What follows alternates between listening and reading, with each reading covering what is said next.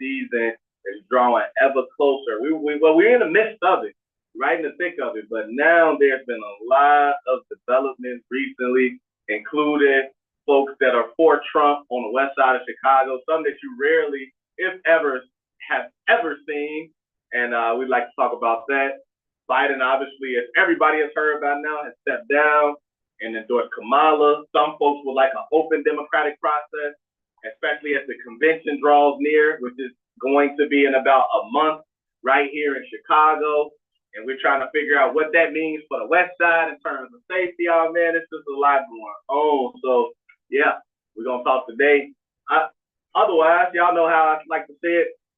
There's various ways you can interact with the show, the Facebook, the YouTube, the Zoom, if you're on the Facebook or the YouTube. If you type in the comment section, we can see it. We can bring it right up on the screen. We can dialogue with you. That way, if you're on that Zoom, just come off mute. You can speak whatever you'd like to. We just keep it respectful. You know what I mean? No disrespect will be tolerated. We're going to have to mute you in or boot you.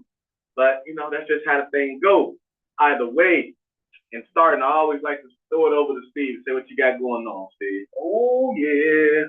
Well, let me start with the mayor. The mayor was actually on the west side it was Wednesday. Yesterday, too. Yeah, he was back west. He was at the Marshall all school reunion. He was doing his west side tour. But the event that I spoke of was in regards to the previous flood from 2023 in July that was kind of catastrophic.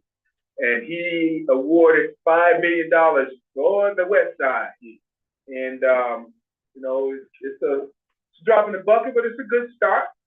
Very good start to get people going and try to make them whole again, since people didn't quite do all of that. And the FDA didn't do much of nothing, from my recollection. So guess what? We are on the path, I hope, that we can get some things done now and make some things happen. Not a lot of money, but very good start to begin with. I guess the other thing is the mayor was also, what were they doing? Taking back the block or something like that? Yeah, they did take back the block. What was that? That was Friday. That was right on Madison and Leamington. One of the 8 identified hotspot areas for the People's Safety Plan, I think he's calling it. And like I said, for our district council last month, we actually brought Manuel into the we brought Manny into our meeting to talk a little bit about what they plan to do with that. And they're looking for community-based organizations through partnerships alongside various entities, whether that's the police, the political, the faith-based, the community orgs, the community leaders, so that they could come up with some type of planning to help address those issues. So I believe that was a kickoff that he was doing, and that area on Madison and Leamington, which has been a long-known hotspot, was one of the targeted areas. And then additionally, yesterday, he was over at the Austin Branch Library on race, because the Westside Opioid Task Force, with prevention partnership, gathered to start doing, I think they were putting together bags, if you will, that had contained information, as well as, I always pronounce the word wrong, naloxone? Y'all know what I'm trying to say. Nah, how you say, I'm looking at it right now. Narcan? Nah, not Narcan. Naloxone. What's it do? It is the up the nose spray that is used to reverse opioid overdose. So they've been going around. Westside Opioid Task Force has been going around teaching people how to utilize them in the community, as well as setting up the prevention boxes on targeted hotspot areas, and making sure people understand about fentanyl and all of these other drugs that are flooding the streets right now. So they started to put that together, and the mayor was there as well. So he's been doing, like this, the West Side tour. Everywhere in Austin, for sure. He's been in Austin every day this week. So he's trying to get it in where he fit it in, I guess, But the big news is before we even go there, the big news is we're gonna go back to P. Ray. We ain't talked to her. We ain't talk about her and her stand on what was that, Central and Madison a week ago. We got to rewind a little bit back on that, and we got some footage on it too. So we're gonna throw that out and let y'all see how that went down. You talked to her? Yeah. Yeah, she did. I believe. I got like 5 calls on Monday about that. I got 2 from law enforcement, 2 separate law enforcement agencies asking, who is that person? See, why are they doing this? You know, I'm like, 8 police there. Right? Yeah. 8. I count. Yeah. 8. Pull your phone up, man, so we can hear you. 8 vehicles. Pull it up. They barely here. So my thing was, I thought it was really odd that law enforcement actually called out Matt Sneeden, which means they really don't have her on the radar. But you know, she has been to the White House and spoken to the president, face to face. So yeah, I'm sure she had to have clearance for that, or unless we just wild out letting everybody in the White House these days without clearance. Could be. Wait a minute, that wasn't these days. That was over 4 years ago, right? When Donald Trump was president. Yeah. That's when she went. But she told me, this is what she said. She said, Steve, when Obama became president, I couldn't get a job and I couldn't get health care for me and my child, my daughter. So I went to Kenya. And I'm like, okay, when we gonna start telling the truth here? Because what part of this makes sense? You gonna go and leave the home of the free, the land of the brave, and the home place, the birth of Barack Obama, to go where his daddy was born. Now, what part of sense does that make? You know, because you couldn't get health care and a job. I'm like, really? You couldn't get a green card, what they call it, aid card or whatever, right? Medical card. You ain't trying. I mean, come on now. I ain't never. You got those kind of resources. If you got those kind of resources, why you need this? You know, that kind of assistance. Obviously, you had that kind of resource. You can up and get out of the country and find some health care and a job. That's more power. As they say, more power.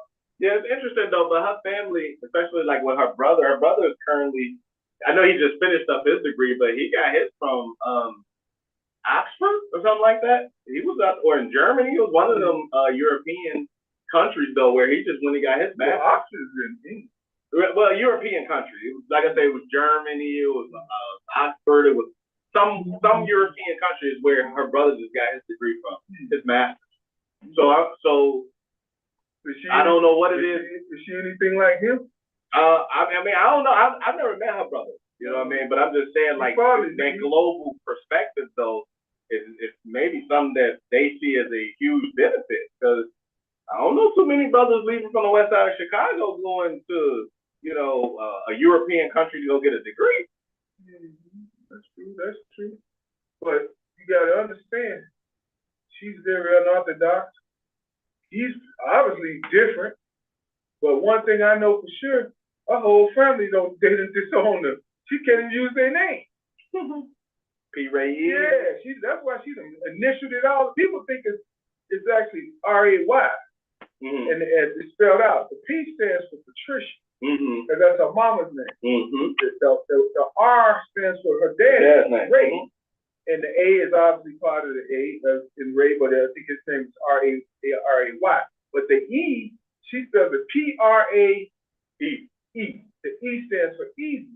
But the family told her, don't use our name. They told her that years ago. And I told her, they had a event at NAC. Mm-hmm. And she said, Steve, they did? I said, yeah. And they ain't tell me. I said, yeah, obviously they ain't want you here. Yeah. Well, that's kind of sad, though, that family is disown you over your politics. But, you know, neither here nor there. They disown you over a pork chop. That's very true. I've seen people fight over a pork chop, man. That's very true. I was telling my friend today about P. Ray, though. And I was telling her, you know, as it relates to statistics and being very sharp and on your game about what you're talking about, that woman knows her stuff. she knows her stuff. I love P. Ray and the way that she break it down. I'm not mad at her. You know what I mean? Because she do her thing, and she's been a correspondent now for Fox News. She was just on Revolt TV. She's making it happen, however she's making it happen. And I said I would be shocked if Donald Trump won and she did not go get a seat somewhere in his administration. I would be totally shocked because she's the type of person that could be useful and to someone in his role for sure. I ain't saying it's gonna be like super high, but I think she can get up in there because she is. And she level. Yeah, it'd be something like that, man. You know what I mean? I think something like that. I think she'd be about as useful as Ben Carson, a surgeon, a brain surgeon that's out here running the housing. Yeah, no, that was crazy. Yeah, that was crazy. That was crazy. Well, we talking about crazy people. You just said Donald Trump. What else could you be? I will say that was, to me, that was always the mark of his administration, is that, and this is the mark of any president or politician's administration. When they get too comfortable with their friends and want to make sure that their friends are looked out for, you're gonna have problems. Because he had Linda McMahon, Vince McMahon, who's been running the Small Business Administration. He had Ben Carson, a neurosurgeon, the first black neurosurgeon, by the way, or he's patented something, that patent stupid, being in charge of HUD, and obviously I didn't like his handling of COVID towards the end of his because he didn't care about none of that. Let me tell you something. Ben Carson was an opponent of his. That man, Donald Trump, talked about everything and his mom. Oh yeah, he said, I ain't never heard of a guy say he was in Kentucky Fried Chicken and they went to rob it and the guy stuck his knife at him and he stuck his belt buckle. He moved over here. He making fun of the man. And then this dude, Mr. Trump Master, can you let me get a job with you? Why did he even need that job? Just for power? To say he was rolling like that? The man was a surgeon, a brain surgeon. Yeah. But people just stoop low for many reasons. Yeah. Obviously, we live in a country where nothing matters. Yeah. I mean, power is desirable to a lot of folks. Yeah. So. Yeah. But people want to use people. Yeah. That's the only thing power is. That's the only reason they do. No. So I was having this conversation. Think about it. No. Black people, we always look at power as a use it against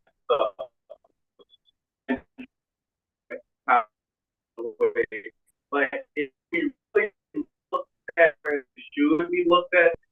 So I did years ago, I put together what I call operationalizing power because I wanted to understand, when it comes to psychology and we do studies around vehicles, constructs, so that they are getting and I did it and influence. That's how what I learned was big a lot of people. The other thing is going back, so that's shifts, but then the influence comes in that.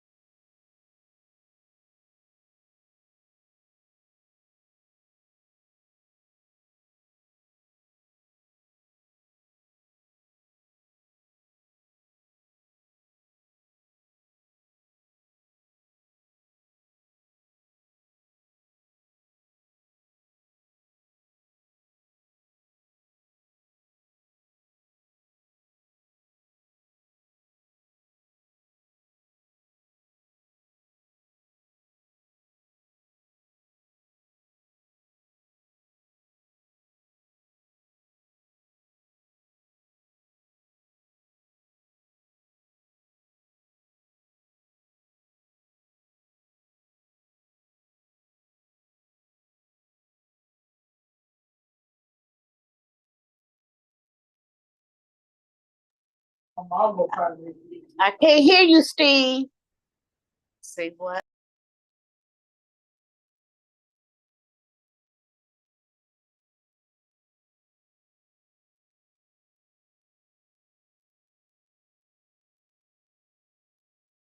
You gotta give them something. You ain't got nothing to give them. You talking to the wind.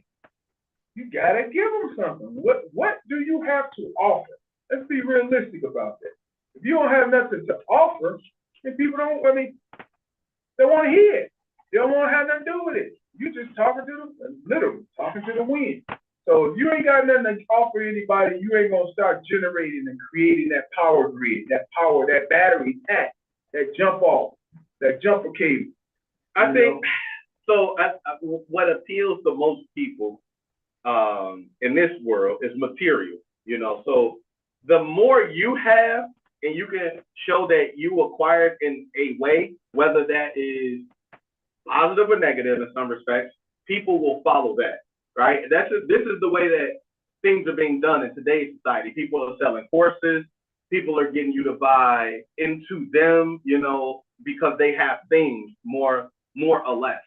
And so if what you can offer sometimes might just be the information on how to acquire things, depending on if that's the type of person that's in front of you. And if you have that, then you have the ability to sell that.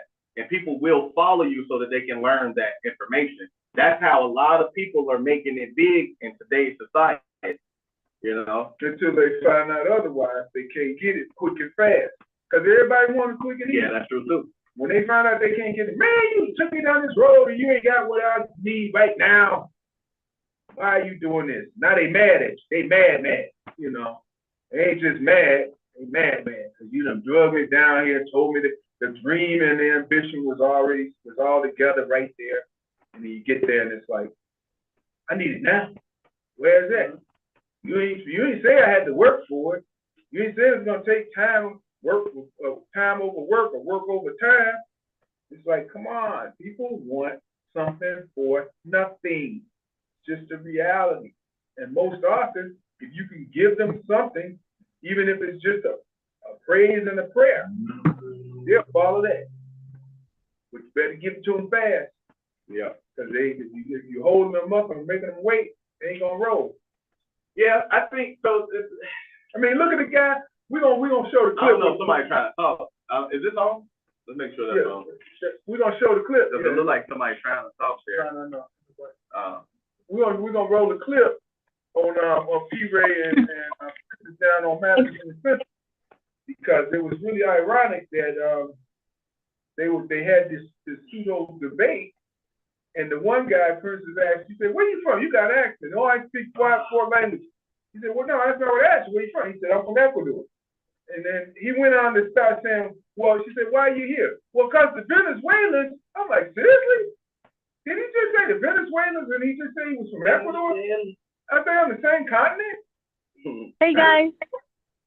Oh, Hey. All right. Hey, Diana. I just kind of wanted to catch up. I just got on and I wanted to know what you're talking about. I'm sorry about that. And what clip you're talking about. Yeah, we just started up. We were just basically talking. We led off with over here on the west side of Chicago, one of our very own, P. Ray. She brought a rally for Trump over on the west side, Madison and Central, right in the land of the Four Corner Hustlers. And they said that the Four Corner Hustlers invited them out. And so C.B. Johnson's sister, who ran against Alderman Taliaferro in the last election, went up to kind of confront them, if you will, to ask questions about why they were actually there. And so essentially we started with that conversation. And we're now in this space of just talking around it, basically. But as Steve was just alluding to, we was going to go back and play the video so that y'all could hear and or see the confrontation itself.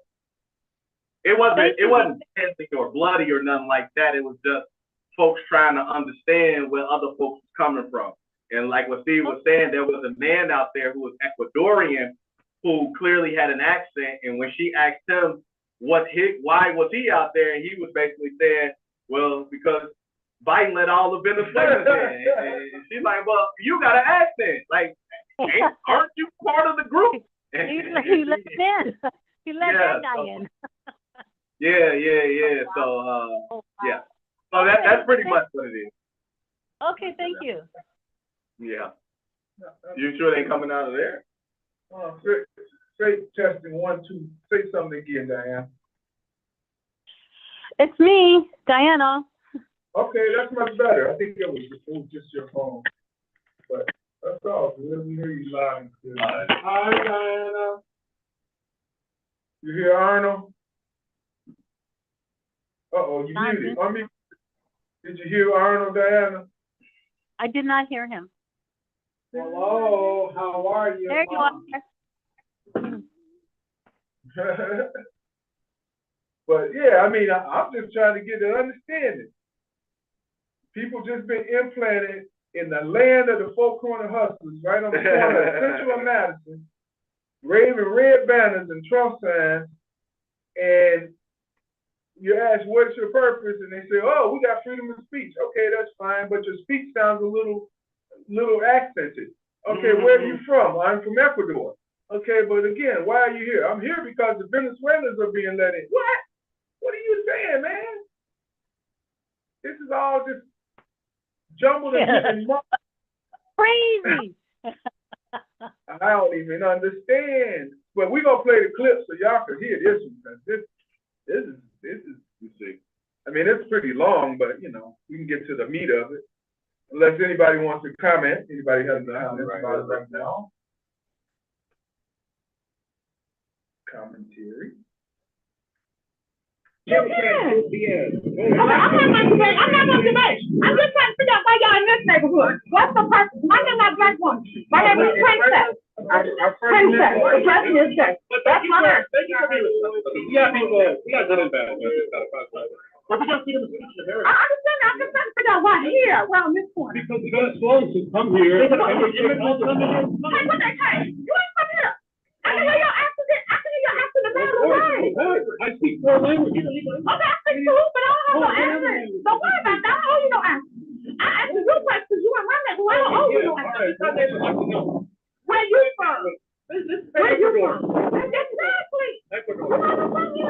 But you the one. You just said that. You just said that. You just said that. So you mad at somebody else that ain't from here, but you're not from here. All right, so what should I do? Whatever you do it. I'm never gonna tell you what you should do. I'm asking why I come in here. I don't believe in God. That's bullshit. Bullshit. Bullshit ain't got nothing to do with politics. Do you think politics for religion is a whole different problem? No problem. I believe in that shit. The slave masters taught us that. Slave masters taught us that. You know, if you look at the Democrat Party, they were. Okay, so what do you think about the whole show that more black people are supporting? I don't care. That ain't got nothing to do with me. Okay. I'm talking about me and white women in my neighborhood. That's literally know about what's up. So the Democrat Party own you? Is that what you're saying? I'm not gonna get that. God bless you. God bless you. I'm just trying to figure out why they're here. I ain't got no answers. They ain't got no real answers. I'm just asking about it here. They ain't got no real answers. One thing I know for sure, They ain't got no real answers. Freedom of speech and yada. Trump is full of hate. He hate everything in our life. And to see black people standing up here with this bullshit, I almost want to see him win. So I can see regret in y'all face. I almost want to see him win so we can see the regret in y'all face. Y'all can regret it. He hates everything. And y'all know that. Alright, I'll get back to playing some more. So y'all get the gist of what was going on. I'll tell you one thing though, P-Ray wasn't going toe to toe with Princess. She was playing like she was down on the other end of the block. Ooh, you guys handle that one. Princess I mean, you know, it's difficult, man. It's really so I had to put my niece on game. The Republican Party was the party that actually freed the slaves. All of us up until 1964 was Republican. And then when 1968 came and the Democrats decided to pass the Civil Rights Bill, Lyndon B. Johnson, now some people quote him as saying this, others are saying it's unfounded, but what we do know that while in office, he called it the nigger bill. And he passed it because he said that he will have black people voting Democrat for the next 200 years. And we have still stayed and voted Democrat since then. But before then, we were all Republicans. So I had to tell my niece that because she asked me about the election and trying to see who she should vote for. She's watching TikTok. She's asked some other adults. And so I was breaking down some stuff. I didn't even know that. And I think that's part of it. We got to go and do our own history, unless we'll be forced to repeat what has already happened to us. Regardless, I think black people have to get out this notion that either party works for them or is doing what's in their best interest, because it clearly is not. All we need to be doing is focused on our communities and how to better it. I see Trump and the people that are supporting him that are from our community as them believing that it is a different way because they've seen what we've already had for the last 60 years. And if we got to be honest, it has not worked. What is working for us here? You know, that's not to say I'm voting for Trump, because I'm not. I don't like neither candidate. I'm voting third party. I'm saying it's working pretty well. I got a home. I got food. I got transportation. I got a community. I got a church. I got everything that I need. I don't know what everybody else whining and dining and crying about. You've been suppressed. You've been But suppressed. you know what? Oh, go ahead. No, go ahead. Go ahead, ma'am. You go, and then hopefully I can go. Go ahead. Oh, okay. You know, DeAndre, you said that once before about a lot of black people being Republican. But let me tell you why. My grandparents were Republican because the Republicans were the only one that was talking and doing stuff for the black people. During that transition, the Republicans' agenda changed. It shifted over to the white America, to the rich and famous. But before that happened, they were for black people. When we found out that they were not for us anymore, a lot of blacks became Democrat. We picked the lesser of what evil. You know, it has nothing to do with what you're talking about. It had to do with what they were doing for us at the time. Time changed, agendas change. So now most black people are Democrat because Democrat do more for black people than the Republican have. And as far as independent, that's the losing battle because nobody knows what independents do. I have no idea what they do. I have not heard anything about what an independent do. You're taking votes from the Democrat going independent. That's a cop-out to me. Because you don't like either one. That has nothing to do with my likes or dislikes. That has to do with who is the most evil, who I feel will do piddly stuff for black folks. It ain't the Republican Party. And I don't care what nobody says. Republicans are for money and white people. They have a few tokens up in there who are selling a few tokens. And he might have promised them the world. He might have gave them some money. Trump is dirty. And I think he set up his own assassination because all them bullets going all around him, they should have got his ass. And that's the way I feel. May I just say something now? I love the comments. I don't know the woman's name. Who was that? That's Miss Houston. Miss Houston, I just thank you.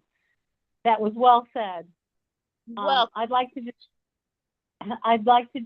just add to that and build on it. Actually, both of our political parties are, they are out for the greater good of those with power and money, whether they're Democrat or Republican.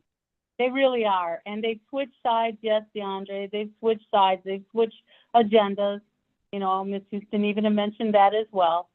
But we all know that it is, Trump is promising to go back to a kind of government where elites are the ones who are running the country. That's why the Republican Party has always been for small government. For a long time, I didn't know what that means. Now I understand what it means. It means government run by elites, and the elites are rich, white men, period. Not their wives. Women got to vote 100 years ago when blacks got to vote. All right?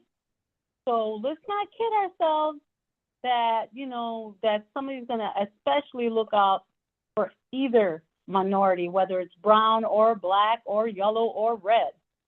A small government run by elites means white, rich men, period. And we all know, we only have to look at history to see what that looked like.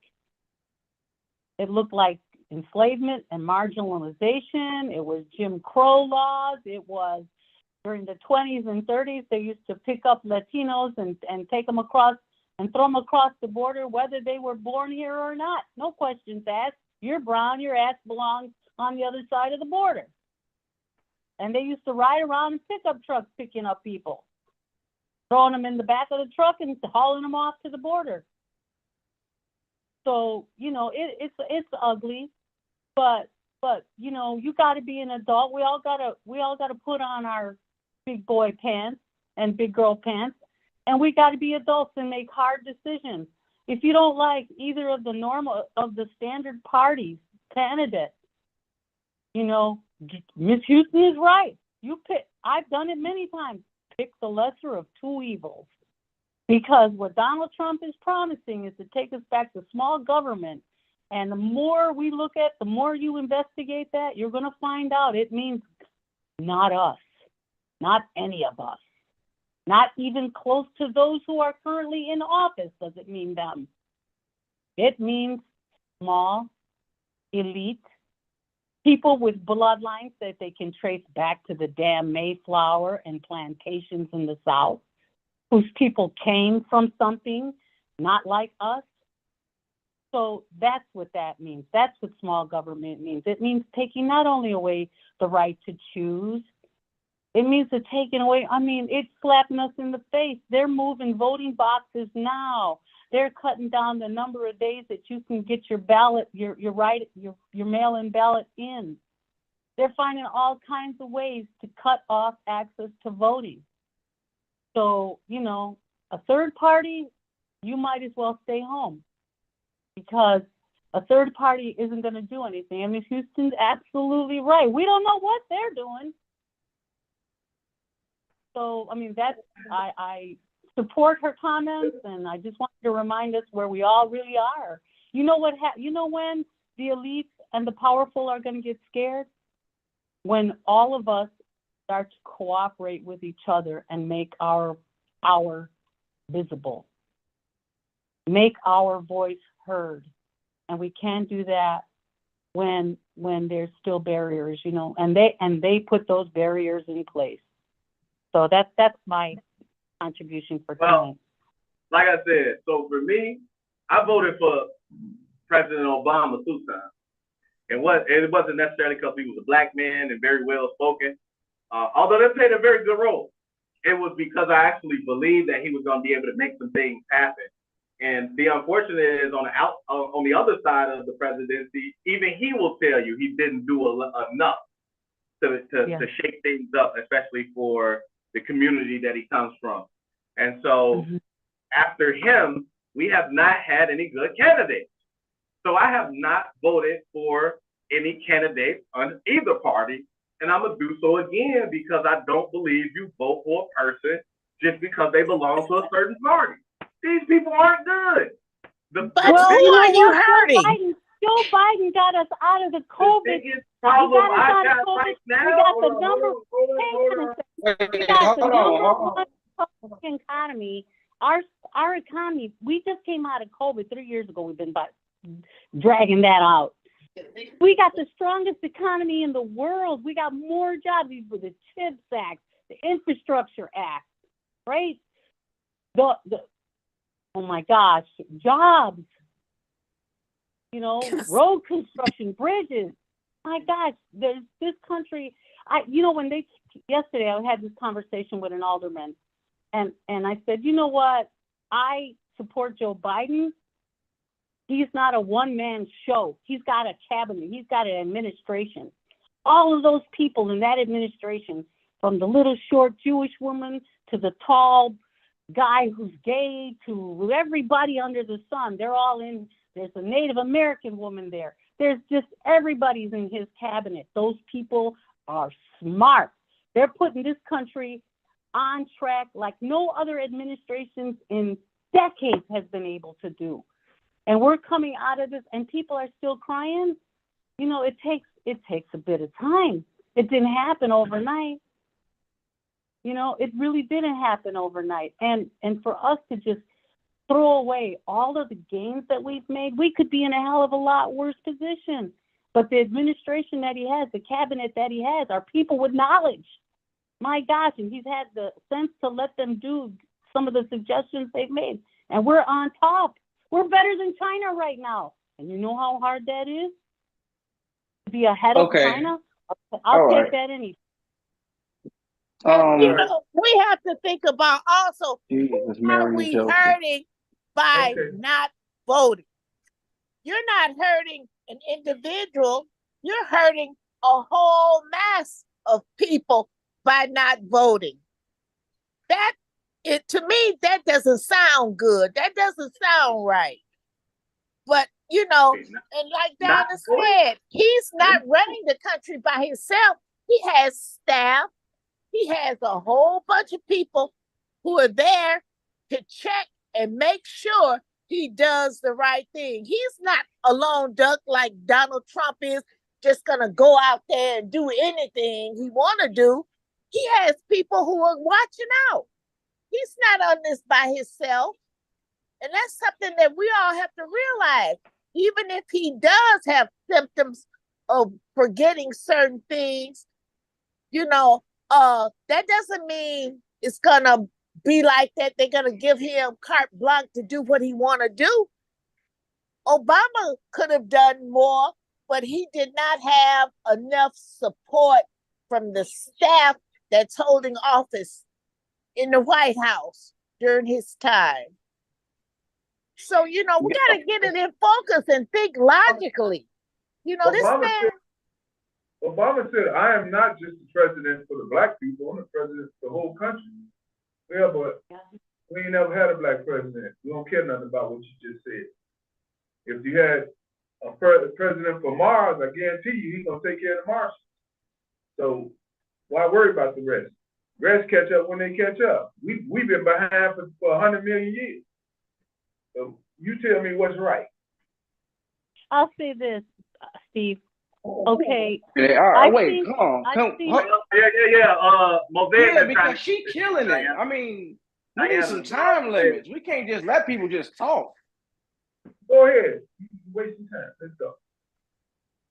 Now, it was freedom of ma'am. Hold on, Dan. Go ahead. Okay. This ain't the corner. This ain't the corner stuff. We got some decorum here. I'm talking.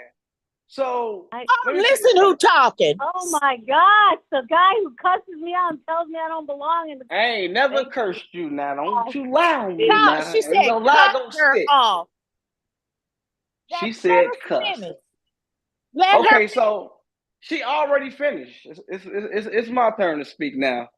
Now I heard a whole bunch of I like to call it say shit isms.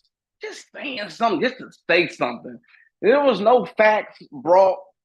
You know, P. Ray is doing a good thing. You know, so to speak back on that lady who was just talking, yapping her mouth. Oh, Donald Trump is this. Listen, not all Republicans are good. Some of them are crappy people. Like I say, my brother always said, I like my racisms. What is it? How do you say it, Dre?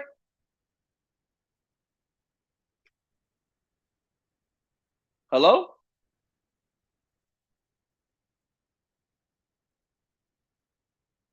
Yo, I can't hear y'all.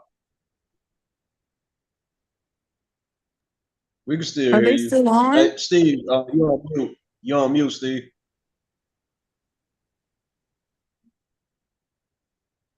Y'all want to wait till they get their sound back. I said I like my racism. Oh, there y'all go. Yeah. Let's go. Say it, Dre. I said I like my racism overt and not covert. Okay, exactly. And again, you explained it and I explained the whole Lyndon B. Johnson said that he will get blacks.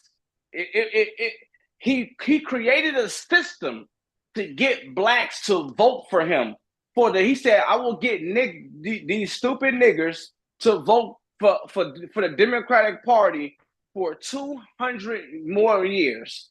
So when you hear somebody say that, and everybody saying rich white man, he was a rich white man.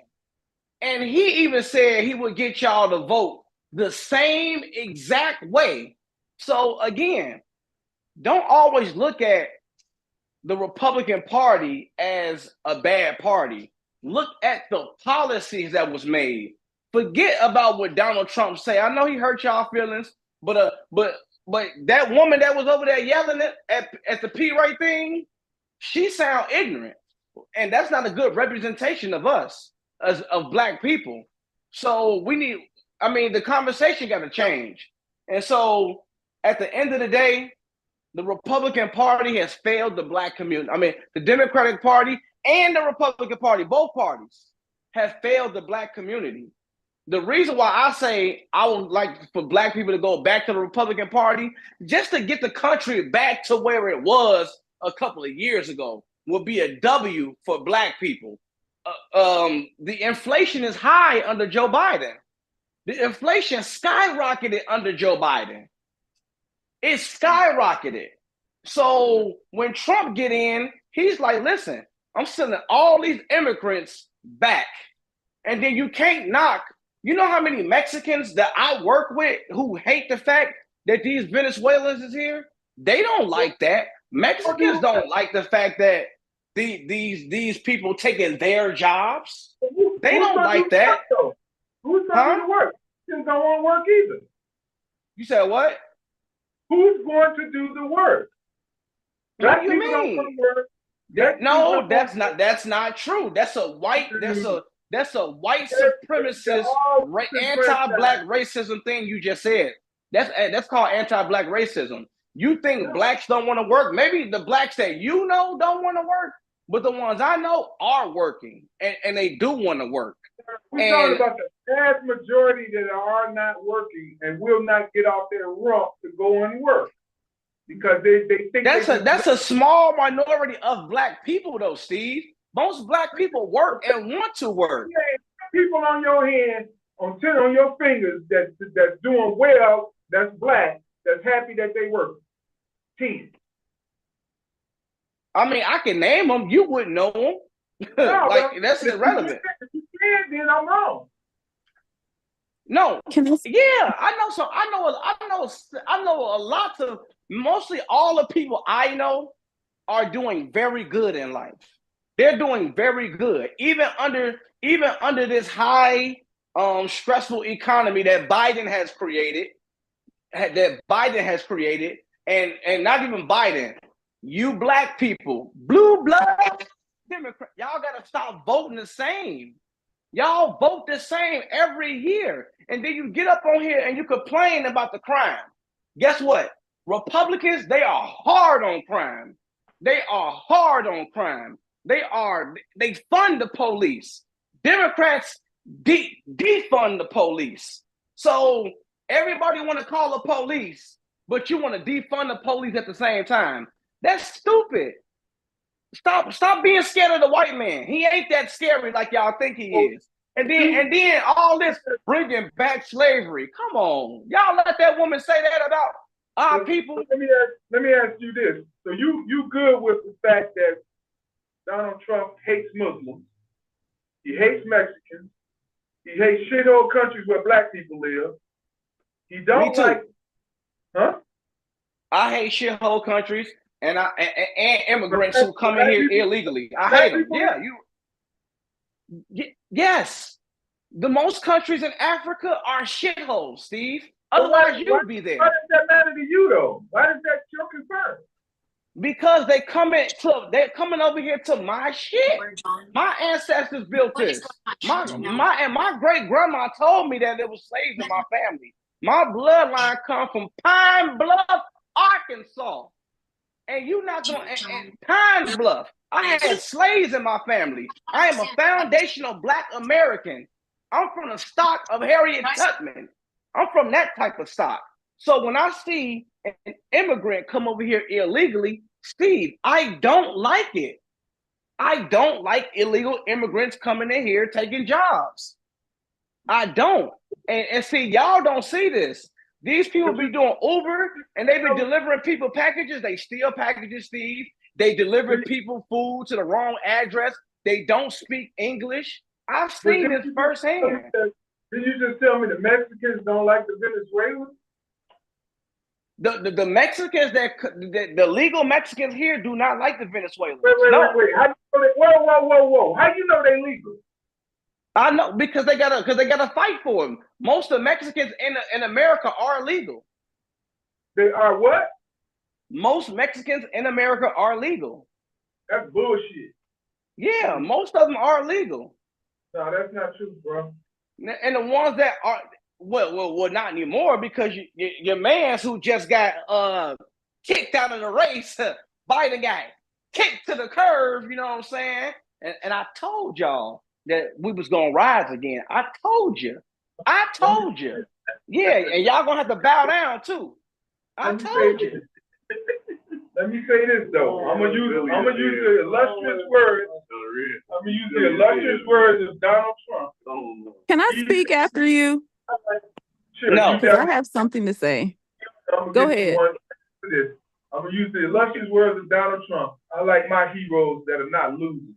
And Donald Trump lost his goddamn shirt to Joe Biden 4 years ago. He would have lost his ass to Obama, and he almost lost to Hillary, which was the worst of the case. He definitely lost the oath. He got an L all in the middle of his middle name. So why we dealing with a loser that's been convicted? That's a what do you call him? Racist. Now, I don't know. He ain't felt about. Okay, I know he be digging on his daughter and stuff. Somebody he can screw his daughter and all that. I don't know what kind of man says that, but the idiot says stuff like that. Then he says grab women by the pussy, stupid shit like that. You know. So that's stupid, Steve. To grab women by the dick. That's stupid. How about that? He doubled down on it. All he had to say was, you know what? That was a hot mic. That's how I talk. But you know, he did say it. He said it was locker room talk. Then he said the Central Park 5, them niggas need to die anyway. He said the shit in the 80s. He was wrong for that. He was wrong for that. These dudes have been exonerated. I don't give a shit about them niggas. So you tell me what part of it makes sense with a loser, because he ain't nothing but a loser. The dude lost to Obama. He lost to Biden. He definitely would have lost to Obama. He almost lost to Hillary if it wasn't for the Electoral College. He's a loser, and people don't want to. You want him to be a loser, Steve. You know it deep down inside. You know what you saying ain't true. You just saying something. You know that ain't true. You know he the man, Steve. Then when he lost, he tried to cry and talk about, "Hey, I'll kill my vice president. Go over there and stop that shit." Hey, sometimes you gotta. Hey, it hurt to kill the ones you love. Sometimes, Steve, you gotta do what you gotta do. Marvin Gaye, daddy killed his son, so sometimes you gotta take it personal. All right, let me let Kiana. You got something? Go ahead. Okay, so I just want to say a couple of things. Okay, so just going back to what DeAndre was saying earlier, when he said he was voting independent. You know, our people have fought over the years just for us to have a right to vote. So if he wants to vote independent, I don't see anything wrong with that. Now, going back to what the gentleman was saying about Venezuelans hate Mexicans. Okay, so there is truth to that. And how I know this to be true is because I lived abroad.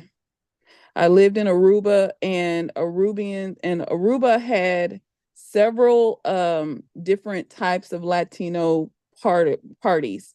You had Venezuelans, you had Costa Ricans, you had Puerto Ricans, you had Mexicans, you had everybody represented, and it is true, they do not like each other. So really and truly, it is a ticking time bomb waiting to explode. Now, as far as the inflation, that has to do with a lot of them coming across the border.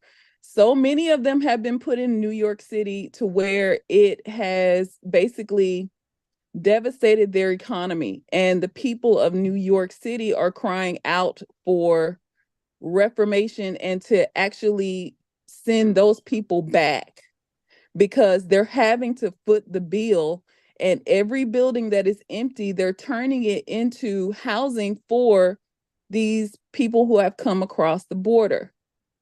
Another thing that I was going to say, I forgot, but there are some things that each party has done wrong, but at the end of the day, it's just like DeAndre was trying to reiterate, we cannot vote the party. You have to look at the person and what they have to bring to the table. We're so focused on these little bitty issues and little things that they have said, but we have to look at the whole picture. Okay. Inflation, I hate to tell y'all, but it happened under Biden.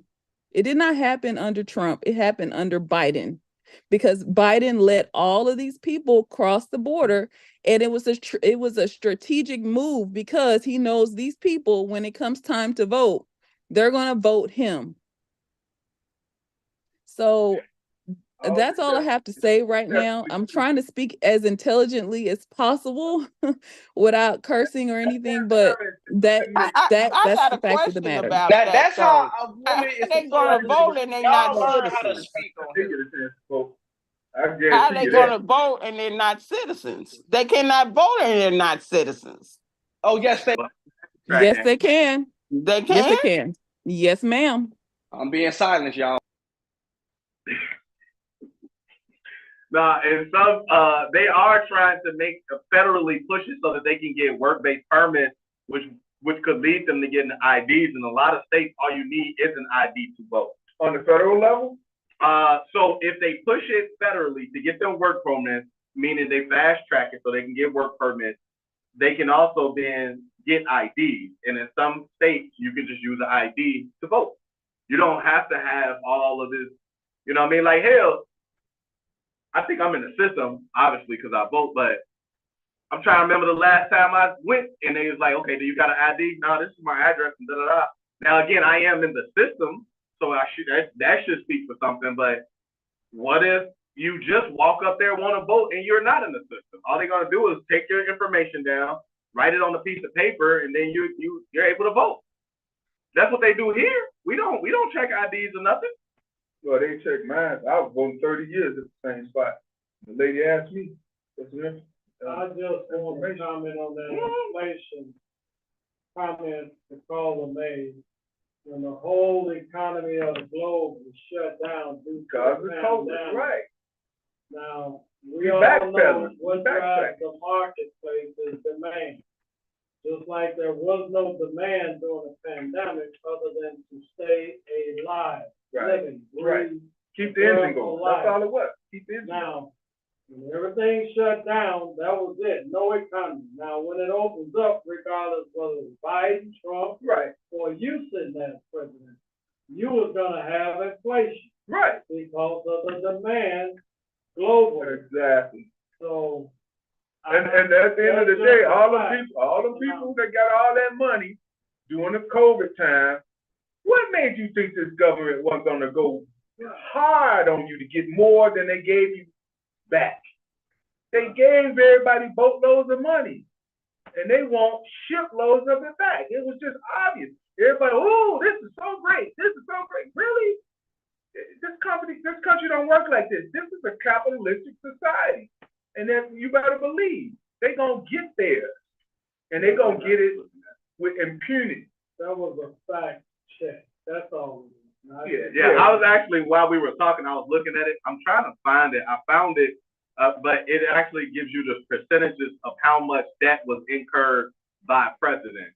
So when I find it, I'll let y'all know. But from what I just read through quickly, it obviously the pandemic is a source of it. Currently, we're at $35 trillion in debt, but Donald Trump's presidency did not actually have a higher rate increase of debt than either Obama or President Bush before him. So tell it, brother. You know what I mean? But I'm a fan, and I'm gonna read y'all the numbers real quick. So, Right. but yeah, but if you read it, they're not gonna believe it anyway, bro. It's science. Everybody want to blame the boogeyman. That's all it is. Well, this is my question. So nobody, okay, we know the pandemic was just ending when Biden got in, right? So nobody is including the fact that inflation was going to happen anyway because of the pandemic. It was just Biden's fault. So I'm asking a question. No, that's what Arnold just said. He regurgitated what you just said. Mm-hmm. That's why it is. Can I say something? It's not his fault, but he did make it worse by allowing a lot of people to come in through that border. And the reason why I know it's going to affect the country because I live in Texas. So I'm seeing it happen in real time. I'm seeing the devastation. Now I'm not seeing it as much as New York City, but I am seeing it. And it is devastating us. Well, it's devastating across the whole country. I mean, prices are up. I mean, it is what it is. Yeah, hello. But the reality is, it's the ramifications from COVID. The other thing people don't realize. Hello. Yeah. Go ahead, sir. Who's speaking? Yeah, I'm sorry, guys. I didn't know I was on. I thought I was muted. But since I'm on, let's have this conversation with the nation. Now, I think, one of the biggest things that we got to understand when we talk about politics, my brother, Dr. DeAndre Rudis always talks about it being the relationship to the money. One thing we have to do, don't matter what the president is Black people, we got to mind our business. Okay? And I'm not saying if you see something, don't say nothing. What I'm saying is all this time that, when it's pandemic time, when it's the world goes through an economic cycle. I'm not sure if everybody knows how the market cycle works, but it always goes in seasons, just like the regular season. So the pandemic was going to happen because they printed a lot of money. If you know anything about the Feds and the funds rate, the Fed has to be able to make sure that the amount of money that was being printed, that the global economy doesn't falter. So the reason why you get a pandemic the way we got it, because a lot of things, there's a whole lot of factors, semiconductor chips and things like this that I don't even care to get into. But what I'm saying is this: since the beginning of last year, if you're someone, and we all should be someone that mind our own business, there was a lot of money, and there is currently a lot of money being made in the stock market right now. I myself, and I talk to my brothers and them about this all the time, and I show them the stuff that I do. I'm up 24% on my investment portfolio. That's after restructuring my portfolio at the beginning of the year. I kept telling my brothers all last year, I said, you can focus on what's going on, or you can pay attention to the market, because a lot of these, a lot of the stocks I said they was at bargain prices. They was like going, if you someone who understand money, you understand that if you last year or a year before that, when that pandemic happened, you can go out and buy the stock, the equivalent of like going to Walmart and getting 10 packs of soap, meaning it was on sale. Everything was on sale. So to my people, I just say this. I get it. You want to follow politics. You want to follow who's a rising star and all these other things, but you have to mind your business. And what that means is, yes, if Trump comes into the office, know that that's going to be such a boom for stocks. That means find the opportunity to make you some money while you can. you always talk about money being one of the biggest things that plague our communities, is because when stuff like this, what's going on right now, is that's affecting the global markets. We're not invested in the global markets because we keep thinking so local when it's a lot more going on. So whoever becomes president, just understand that from now for the next 4 years, you need to watch the market, the global economy. It's all type of stuff that's going on. And again, I'm just saying that as somebody, I showed my brothers them, I started with a 0% portfolio. I'm up 24% right now. The gains are terrific. You know, I ain't saying I'm Warren Buffett or nothing, but I'm saying I mind my business. That's all I got to say. Man, listen, man. Listen, man, he up 24. I'm looking at man right now. We're up 69.88, man. I remember Tiny was up 100%. He was telling me his mother was but no. This is different. We ain't talking about Tiny got scammed, unfortunately. What? Yeah. Tiny got scammed. He lost his bread. We talking about real legit business. He up 24%. I'm up 69.88%. But it's all about the market, though. Yeah, but the market, no. What drives the market? Leadership. I told my brother years ago. Demand. Yeah. Demand. Simply put, local, nationally, globally. Demand drives. For example, let me just take everyone back here. During the pandemic, you could buy a gallon of gas for 69 cents a gallon. Yeah, you could.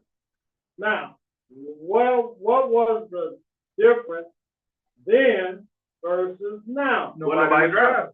Okay. Right. So there was no demand. More supply, low demand. There you go. So we can talk about who was president, who wasn't president, what party and all that.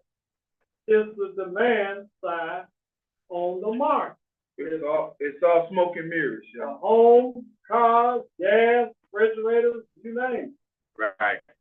So that ends that. I found the debt debate though. So it's not all the way accurate because it just says, at least for President Joe Biden as of March 1st, 2023, but I'll say the numbers soon. But this actually this came from May 2023. So if I could find something different, then I'll get y'all updated.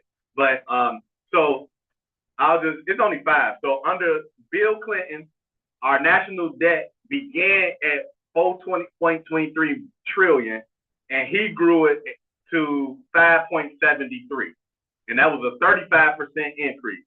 Under George Bush, the debt grew from 573 to 1063. That was an 85% increase. Under President Obama, national debt grew from 1063 to 1996, and that was an 87% increase. Under President Trump, the national debt grew from 19.96 to 27.77 for a 39% increase.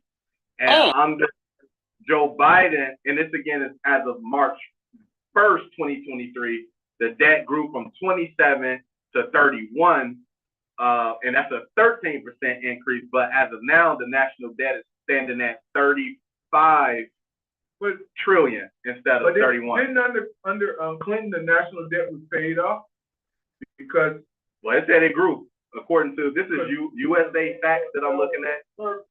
Yeah, that's what I remember. Due to the technology, right? Innovation. I remember in 72, 74, my teacher, she brought up, well, we have a national debt of so many $1 trillion. It wasn't even. It was like 2 trillion or a trillion.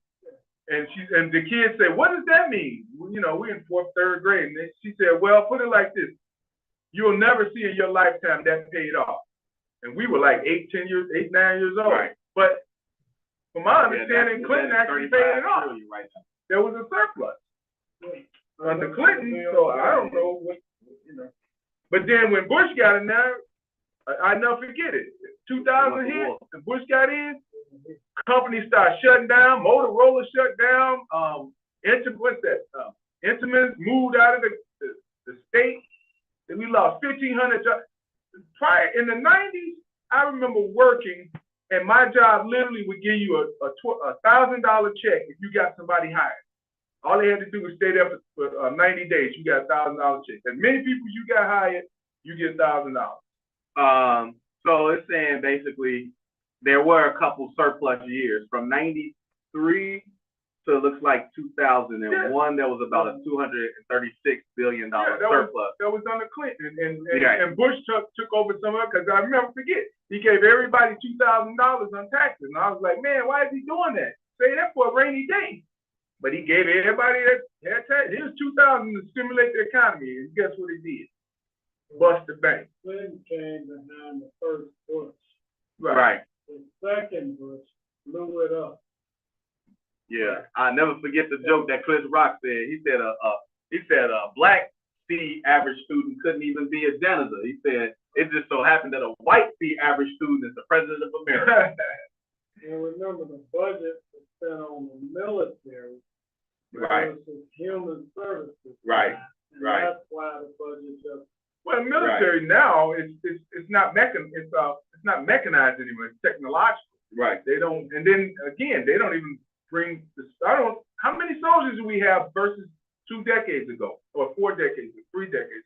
We don't have as many soldiers as we used to. It's not mandatory you really do military. Why you say that? Well, in other words, they had to draft some, Yeah, but time ago, but now. Right. Shows. And then it's almost applying for a job to go into. Well, look, me and DeAndre ran into a guy. He actually worked for the CIA. Didn't he tell us? Mm-hmm. The guy told us. He said, "Man, I'm gonna tell you like this. I was with the SEALs. What was it? SEALs Team 6. Yeah. I was part of that group that got Bin Laden. Mm-hmm. He said, I'm gonna just let you know everything you seen. I was the one that was watching it. I was the guy that commanded the drones. I was the guy that watched the videos." He was like, man, we had a whole squadron like that. And I'm like, really? But again, this stuff is all done remotely. These things, everything's been shrunken down, So yeah, you save some money on things. Because I give you an example. We had a meeting with Congressman Davis here at Northwest Office Council Monday. And when we concluded the meeting, I said, oh, let me turn on my robot. He said, well, robot? What do you mean? I said, robot needs to sweep the floor. And mop the floor. He said, hold on, you getting rid of jobs, Steve. I said, no, what about the people that built the robot? You have to have somebody design it, build it, and maintain it, and do service. So those are jobs created. I'm like, yeah, we don't have to have all the jobs still. And he sat there and watched the thing till it went around him and bumped his foot and did it. He was standing there looking at it like, can't believe this. But we save money on some ends and we blow money on other ends. But again, we go back to power. At the end of the day, that's what this country always been about. Taking something that ain't there, utilizing it and make it bigger than what it is, and marginalizing people as much as they can to stay on the top of the capitalist pyramid. And if we don't think that's true, we fooling ourselves.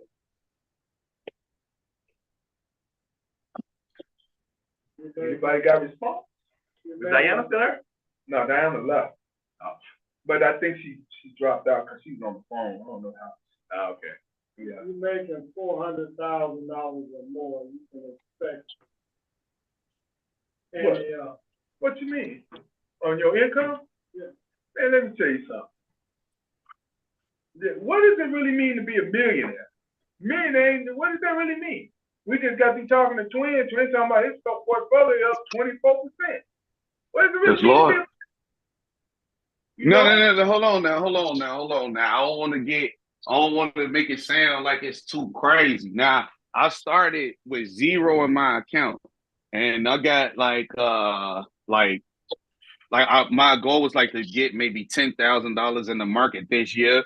So I do a little bit of trading and investing. So I got 6,000 in, and off of that, the 24% from the 6,000 made me $1,700 more dollars. So, I'm not saying I got hella bags. I don't, but I just like investing. So I'm big on just letting everybody know that it's you don't have to have a whole lot of money to invest and just take advantage of the market as it coming, I could see you flipping it, taking 20, flipping it, and it turns into 20 to 30. 30. You ain't lying. You ain't lying, Steve. Talk that shit, boy. I'm just saying, the more you get towards that $100,000 investment, I mean, not investment, but that's right, yeah, yep. Oh, they moved the goalposts. They've been moving that's a fact. They've been moving this goalposts for years, man. I remember, I'm gonna get you, Bertha. I got to see your hand. I remember when everybody was a tech millionaire back in '99. Man, I'm in the .com millionaire. Everybody coming up, look at me. I got 700 million on here. I got 200. Man, that bubble busted. Everybody turned their back. See, I'm like, where your millions? What happened to that fake money? You know. Yeah. But I'm saying, your money is tangible because it is what it is. But they moved the goalposts, man. They moved the goal. Nah, it's the game, man. That's the problem. We gotta play it. We gotta learn. If we want the game, we gotta play it. You gotta learn it. I think the goalpost is moved because we don't necessarily try to challenge ourselves. Like, you know, when you even younger people, when I talk to them, because I work around a lot of younger people at my job, you know, they're so content. Like they're just really content. And I believe that's really all it is. Like to maybe want to start a business. Like there's so many people who don't want to start a bit. They just not interested in starting a business, not interested in taking any risk when it comes to their personal finances. They're more than fine. Like even on the show here, you hear them say how they're more than fine with sitting back and allowing, you know, whatever happens to kind of just happen instead of creating it for themselves. Maybe they don't like verbalize it, but if you listen to it, that's like a general statement of basically like, no, I'm fine. I can accept what's coming to me, and I don't need no more, no less. God got me. Everything is, you know, and it's like we be so comfortable. And then when you have these type of conversations, which is uncomfortable, you know, it turns people off because it's like, oh man, no, they're talking about something that, you know, so I man. Let me just say this. Steve. Let me just say this. In the last 30 years, I've known probably 15 multimillionaires personally. And when I say multimillionaires, I ain't talking about nobody that's just got 10 million. I'm talking about people got 100 million, 500 million, you know, stuff like that. And I can say this about them. They worked their way through getting their money. They kept their circle small. They invested. Matter of fact, one of the guys I kind of trademarked myself on was my old engineer manager. He a multimillionaire. He's doing small things. He's been doing it for 40, 50 years. You know, he got a strip mall, you know, and he has an office and a condo that he rents. But he always told me this when I first started working for him back in '93, which is almost 31 years ago. He said, put your money in 3 different things. 1/3 of it in real estate, 1/3 of it in stocks, and 1/3 of it in bonds. And whatever the market does, still stay stable. That man been good. He almost 90 years old now. He went out and bought a brand new Tesla. He paid $126,000 for it cash. And he told me, Steve, I didn't want the autonomy thing, you know, on it, autonomous driving. You know, I'm 80-something. I don't need all that. But it's fast car. He just sold the car. 2 years ago, he said, Steve, I got all my money back. I sold the car and I sold it for $110,000. I'm like, yeah. But my point is, people with real big money, they right here amongst us, man. I mean, they're right here amongst us. Let me get Bertha. Bertha got something to say. Go ahead, Bertha. Burnell. Thank you, Steve. I wanted to kind of talk about the thing about investing. It's easy to say invest, but if people don't know how to invest, you can't just say they don't want to invest. They might not know how. And when people have just a little bit of money, if they don't know what to do with it or how to do it, and they don't know who to turn to, then maybe that's why they don't invest. We shouldn't always just think the worst and think everybody is the same. Some people might want to invest, they just don't know how to invest. And if you know, why not teach people versus saying that they don't want to do it? We have to do better by our people. Hello, ma'am. Hello, Ms. Bertha? Yes. Yeah, so I mean, I don't necessarily think I was saying that people don't want to invest. But and I don't even think people don't want to. I think it's more fear.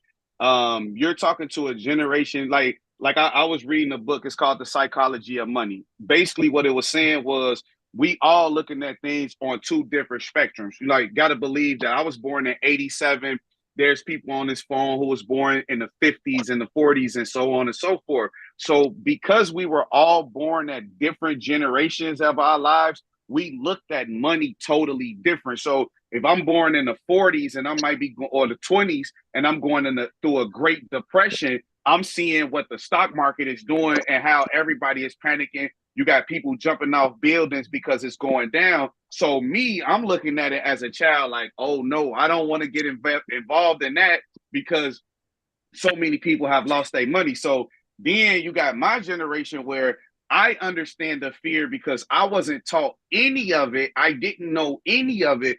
But when I sit down and like they say, you do the history of it all, you say, okay, how do people become millionaires, or how do people start into finance? Then you start along that path. And I can't say that path is for everybody, because when I initially started investing, and I tell people it's simple because I did it myself. I was only making $13 an hour. I would just put up $5 a week. $5 a week is a $20 a month that went to a stock that I just slowly paid for. And it's not the fact of where you starting at, it's the fact of just starting so you can build that habit and that resistance. So I was there a few years ago. Now I'm on here talking about how I put away $6,000. And that was just a couple years ago. So in my mind, all I could focus on 5 years from now, 10 years from now, now we're talking about putting up 20,000, 30,000, because I done studied, built a muscle. So for the people who may be on here who say, I don't understand, or maybe want to learn more, I would say just start small. I tell anybody, it's anything, $5, $2, $3, whatever, just start the muscle. So what, twin? I'm going to have to go back. Me and DeAndre had started this back about 4 years ago, was 19, but we started this thing called Making Money for Millennials. And then and other people said, why is this the millennials you're going to help them get money? I said, well, you're right. We're going to change to Making Money for Millennials and others. And we started off by trying to show them how to make money in the real estate game. And then we're gonna slowly segue into, stocks, and then we're gonna slowly segue into bonds, the trilogy. So that if ever the market wavers, you wouldn't be volatile enough to make you crash. You will be stable. And you gotta know how to game. Know how to ride it out. That's all. But back to what Bert's saying, but you can't ride nothing if you don't know what to get on. So you gotta have some knowledge, or somebody some insight and some schooling. Like I said, fortunate enough for me, I've been around them kind of people. Wow. Yeah. Also, Steve, I'm pretty sure everybody on here read the Bible. It always says, "Seek and you shall find." So my thing is just like when we say stuff like that, like I get it, I 100% understand. But if you have not seek, you can say, well, I don't know. You can say that all day because it's easy. But until you actually seek it, then you can't keep saying, I don't know. We live in a technology information type world. You can like, man, I Google every single thing. And then with Google is so good that if it don't give you the answer, all you got to do is keep on putting in a different formula until you get what you're looking for. So I'm just saying, now we can get into, oh, well, a lot of people don't know how to use phones or computers or this or that. Then that still goes back to seeking it first. If you seek it, I guarantee everybody on this thing know if you seek something, you're going to find it. And I know you know because I know you done thought about something and there it go right in front of your face. So we all know how this thing works. So, that's all I'm saying. That's all I'm saying. DeAndre, I'm going to go back to you, DeAndre, because you like to teach. You don't tell people all this other stuff. Now, I taught my children to save something out of your money for yourself. So my kids ended up with great savings, but I did not teach my kids to buy stock because I did not know how to buy stock. So DeAndre, I'm throwing it out there to you. If you want to do a lesson on something like that, if there's something that I can help with bringing it to fruition, let me know, because you know how I feel about teaching people how to do things. And no, everybody does not know the internet. And I'm not going to get on here and slam them because they don't know. But if that you want to help do, let me know, and I'm going to see how I can support it with it. I got hey, Steve, can I talk, Steve? Dr. Raheem still on there? Raheem still, where Raheem? Still on there? Okay. Nah, so I was going to say, so I actually have 2 courses that I created to teach financial literacy. One is a master class that teaches, I think I taught it for 1.5 hours. I constructed it for 1.5 hours, which just gives you certain level understanding of how to invest, look for, where to go, X, Y, Z. The other one is it's a beginner course that is 9 hours long that goes more in depth on how to invest, strategies and things like that you could utilize once you want to get more deeper into the understanding of it. And there, I do have thoughts of going further with that, including creating more advanced strategies and blah, blah, blah. So I've already created it. I've said this quite a few times now. The only thing is I never put it out in terms of marketing it and trying to sell it, because I was working on school. So I really wasn't focused so much on the things that I wanted to do. But I am 100% more focused on the things that I want to do. And I'm definitely willing to partner with you to get that out, Ms. Bertha. So I already have that. That's ready to go. So you just let me know when you're ready to go. Okay. All right. Hey, wait. Can I say something? Okay, cool. She said she got you tomorrow. That's great. Now, see, that's good. We finna get something for the people. The people finna learn about how to invest. You feel me? But you know what? I'm gonna have to agree with himself. Like, this is 2024. Everybody has the same. We have better technology than we had when we went to the moon in 1969. Everybody got a computer in their hand. And if you have never said, how can I invest $100 of my money and make it make more, you don't deserve to have any money. You don't deserve to be rich. And you definitely don't deserve to be quoting no Bible scriptures. Because if the scriptures say, seek and you shall find, and the excuse is, I don't know how to work a television computer thingamajig, that's on you. Like, you got to get with the times. You know, ignorance of technology or the law is no excuse at all. Everybody has idle time. Everybody sits on the toilet, take a number 1 and another 2. And instead of scrolling on Facebook or, you know, doing these remedial things, go to Google. And here go a really quick 10-second lesson. If you want to find something out, type in www.google.com and type in, how can I make more money with $100? So now, you know, no one has an excuse no more. I just killed that. I don't want to hear it no more. All right. Can I say something right quick? Okay, so my family, we have this thing where we do follow stocks. And right around the pandemic, my brother got into it really heavily, where he taught himself. And he made a lot of money in the pandemic. It's just like the gentleman said, basically everything was on sale. And so my brother started investigating a lot of companies, and he started passing that knowledge down to us. And so what we did as a family, because I'm the oldest of 9, what we did as a family is we created a group chat for us, and he would tell us, okay, so go in and look at this stock. And because I think that it's going to go up, and he was right. So we went in and we bought $100 here, $200 there, $50 here. We started off small with what we had. So what he's saying is correct. We do have to shift our mindset, because we can't blame everything on politics. And also, the people with the money are the ones that are making a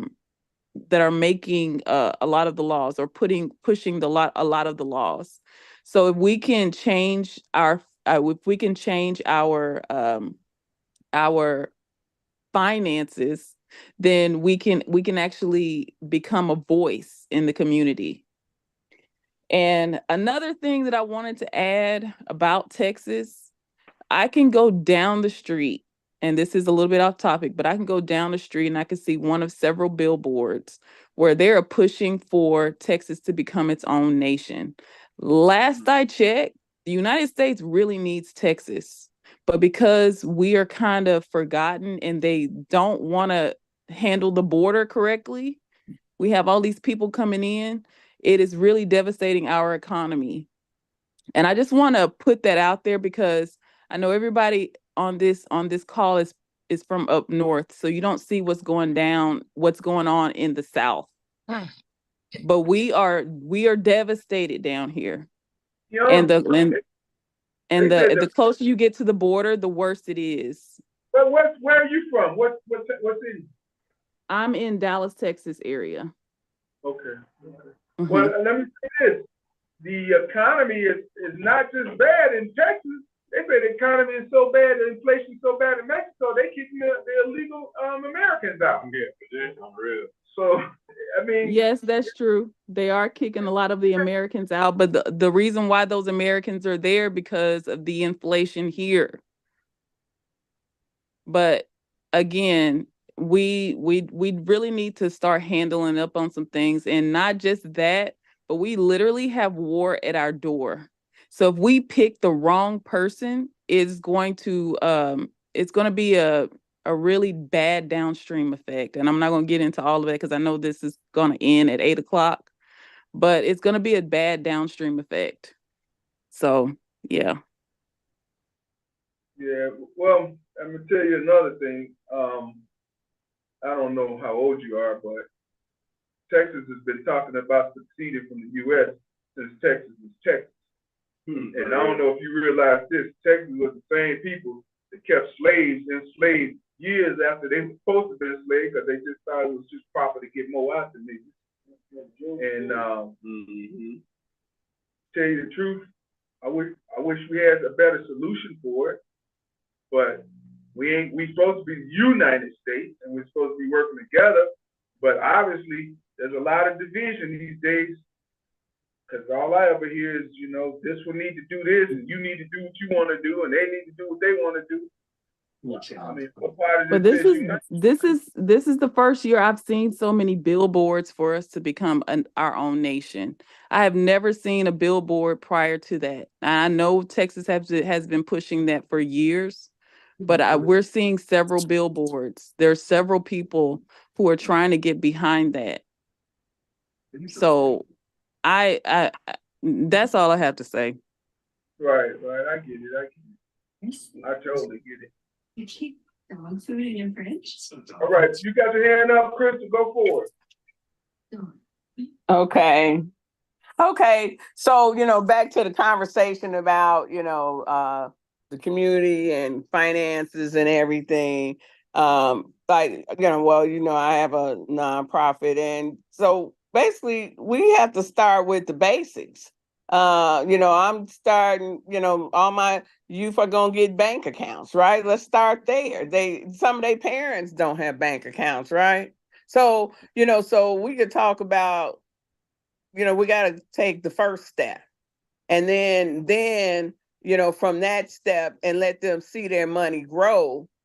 And then take them to the, second step. I just hired a young man that's a financial advisor that's more in their, age group. He's a college educated, 20-something year old that's a financial advisor, right? So, someone that looks like them, has gone through the experiences they've gone through, and now can say, okay, I went from here and this is where I'm at now and stuff. So, in a lot of cases, people used to say, I would hear this, about the schools. Oh, the schools aren't doing this and the schools aren't doing that. And I mean, I sent all my children, well, I didn't grow up in the public school system. I know great people from the public school system. Okay. And, but, wherever folks come from or wherever they are at this moment, being, stewards of the community or whatever, all the auxiliary organizations, need to step up, with their means, whatever those means may be, to give, people who have those expertise, and put them on their regular program and to teach their participants in their programs, or all the organizations that want to, pool some funds to, pay DeAndre or whoever, right? Or, if it's adult class, all the adults pay for their own education.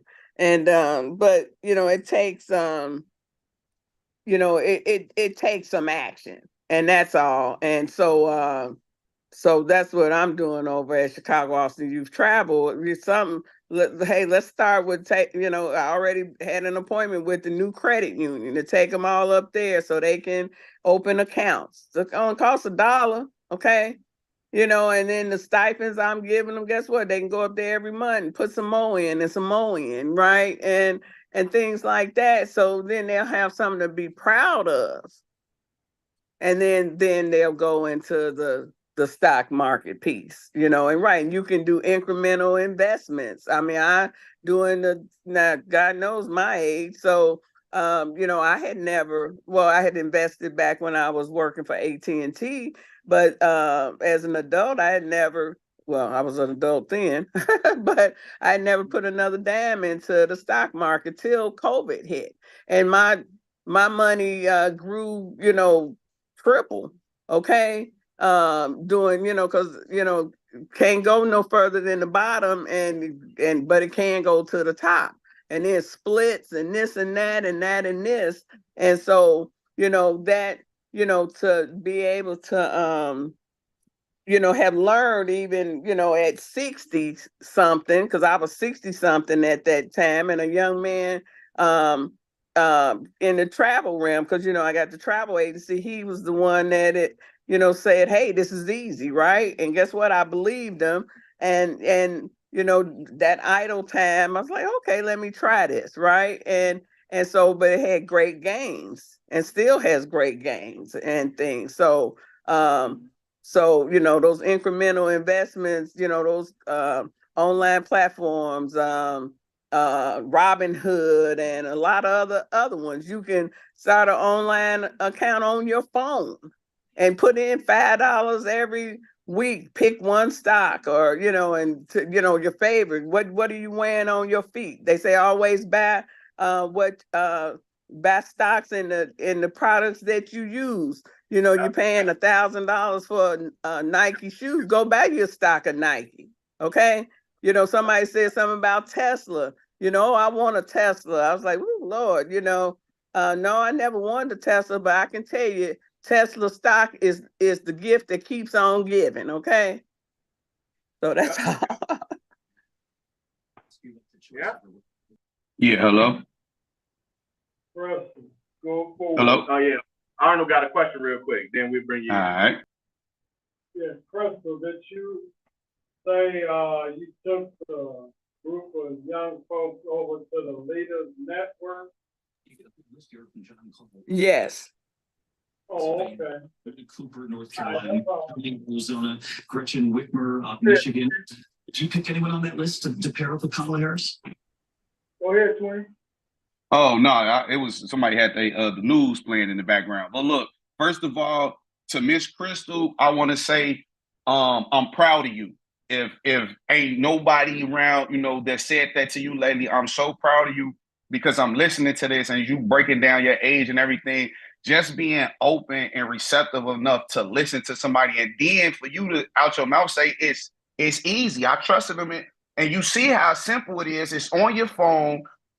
you were born probably at a time where, like you said, we all grew up in America, in Chicago for us, and they was not teaching any of this in school. So when I get on this podcast, I always talk about finances. And so I don't want nobody to be offended or think that, it's directed at you, but they always say a hit dog holler. So I don't know if it don't apply, let it fly. That's how it works. But if I would say this, if Miss Crystal, if you're looking for other people who also have knowledge in that realm of finances, some of my accolades is I work around 20-year-olds, and I got the young guy I work with. I got him invested in the S&P 500. Not only that, he has 2 bank accounts. Due to me, I also show him how to open up a secure line of credit. Now he's building his credit because he wants to get a home in 2 or 3 years. I've shown my brothers and them within the past 30 days that I went from last year to this year. I boosted my credit score up 80 points. These are just some of my qualifications. I'm asking for a job if you're hiring, you hear me? Because I think it's so important for, again, somebody who may be looking, sound like us, to actually go in and show kids how it works. You could, my teenage daughter, she's 20 years old. Right now, she has about $5,000, $6,000 in her bank account because she's saving up for a car right now. And, one of the things I teach her is just pay yourself first. So she has multiple bank accounts. Her credit score at the age of 20 is a 750 because I've been helping her build it. And so, I know, a lot of things may get misconstrued when we're on this platform because it may sound like I'm trying to denigrate or put somebody down based upon your age, your knowledge, or it's not any of that. It's an uncomfortable conversation to start impacting people's lives and make them think, maybe I could try this. Maybe I could do that. So, Miss Crystal, if you do, I am DeAndre, brother. So if you do have a spot, if you don't, thank you for the opportunity. But if you do, please just reach out to him. And great, thank you. I will contact you. That's all I wanted to say. All right. Anybody else got anything? I was waiting for Dr. Raheem Young to come back, but I guess. Yeah, no, I was just only asking was Raheem still there because he did the master class, and I taught him those simple ideas about investing, and then he immediately hit me back like, yeah, I just invested, you know what I'm saying? So I just wanted to see how things were going for him so he could let folks know that he took place in that, and then let him know so folks could get a sense of what that was like for him, basically. Right. Don't forget, y'all, this week we got blood drive. That's 5730 West Division. That's the Northwest Austin Council from 10 to 4 o'clock. That's the Red Cross in collaboration with the 25th District, Angelica Green, the 7th Congressional District, Danny K. Davis, and 78th District for Representative Camille Y. Lilly are all supporting get out to give blood for sickle cell anemia. And we need you to support this by giving, what do they call it? Pardon? We can talk about that. But yeah, we all want you guys to come out. They want to get, how many? They said units. They want to get at least 30 units of blood. So if anybody can help support that, let's do that. Go ahead, you got your hand up again, twin, one more time. Shout it out, get it out, get it.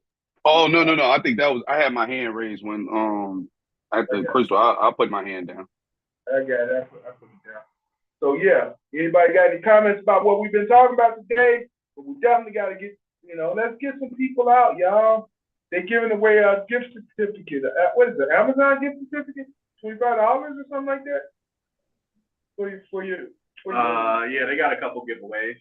They got there'll be some gift cards, but there's also some movie raffles, stuff like that. So, some snacks and everything. They're gonna do a panel right at 10 o'clock.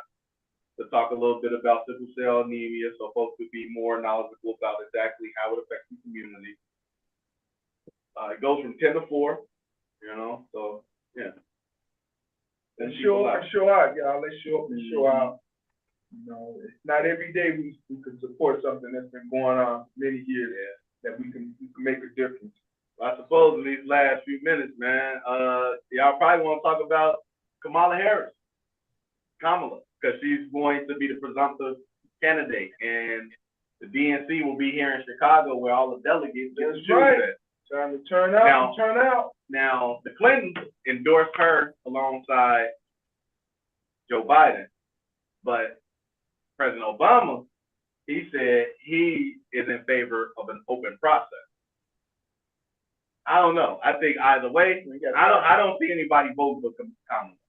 We got time for an open process. Yeah, we don't have, right, exactly. I just think this is a foregone conclusion at this point. I see people doing it. She's black. She ain't black. She's not black. Well, her daddy's black. No, he's not black. He's not Jamaican? That is not black. What's black? That's Caribbean. I'm just saying. Yeah, she is not a black woman. Kinfolk. They just got because everybody don't see themselves as black though. Only here in America do we really see ourselves as black. Well, in the world, they call you black. If you in Europe, you're gonna be called black. You ain't gonna say you Caribbean, they're gonna say you black. No, in Europe they're gonna call you American. They're gonna say they're American, not black. They call you American black, trust me. They're gonna call you American.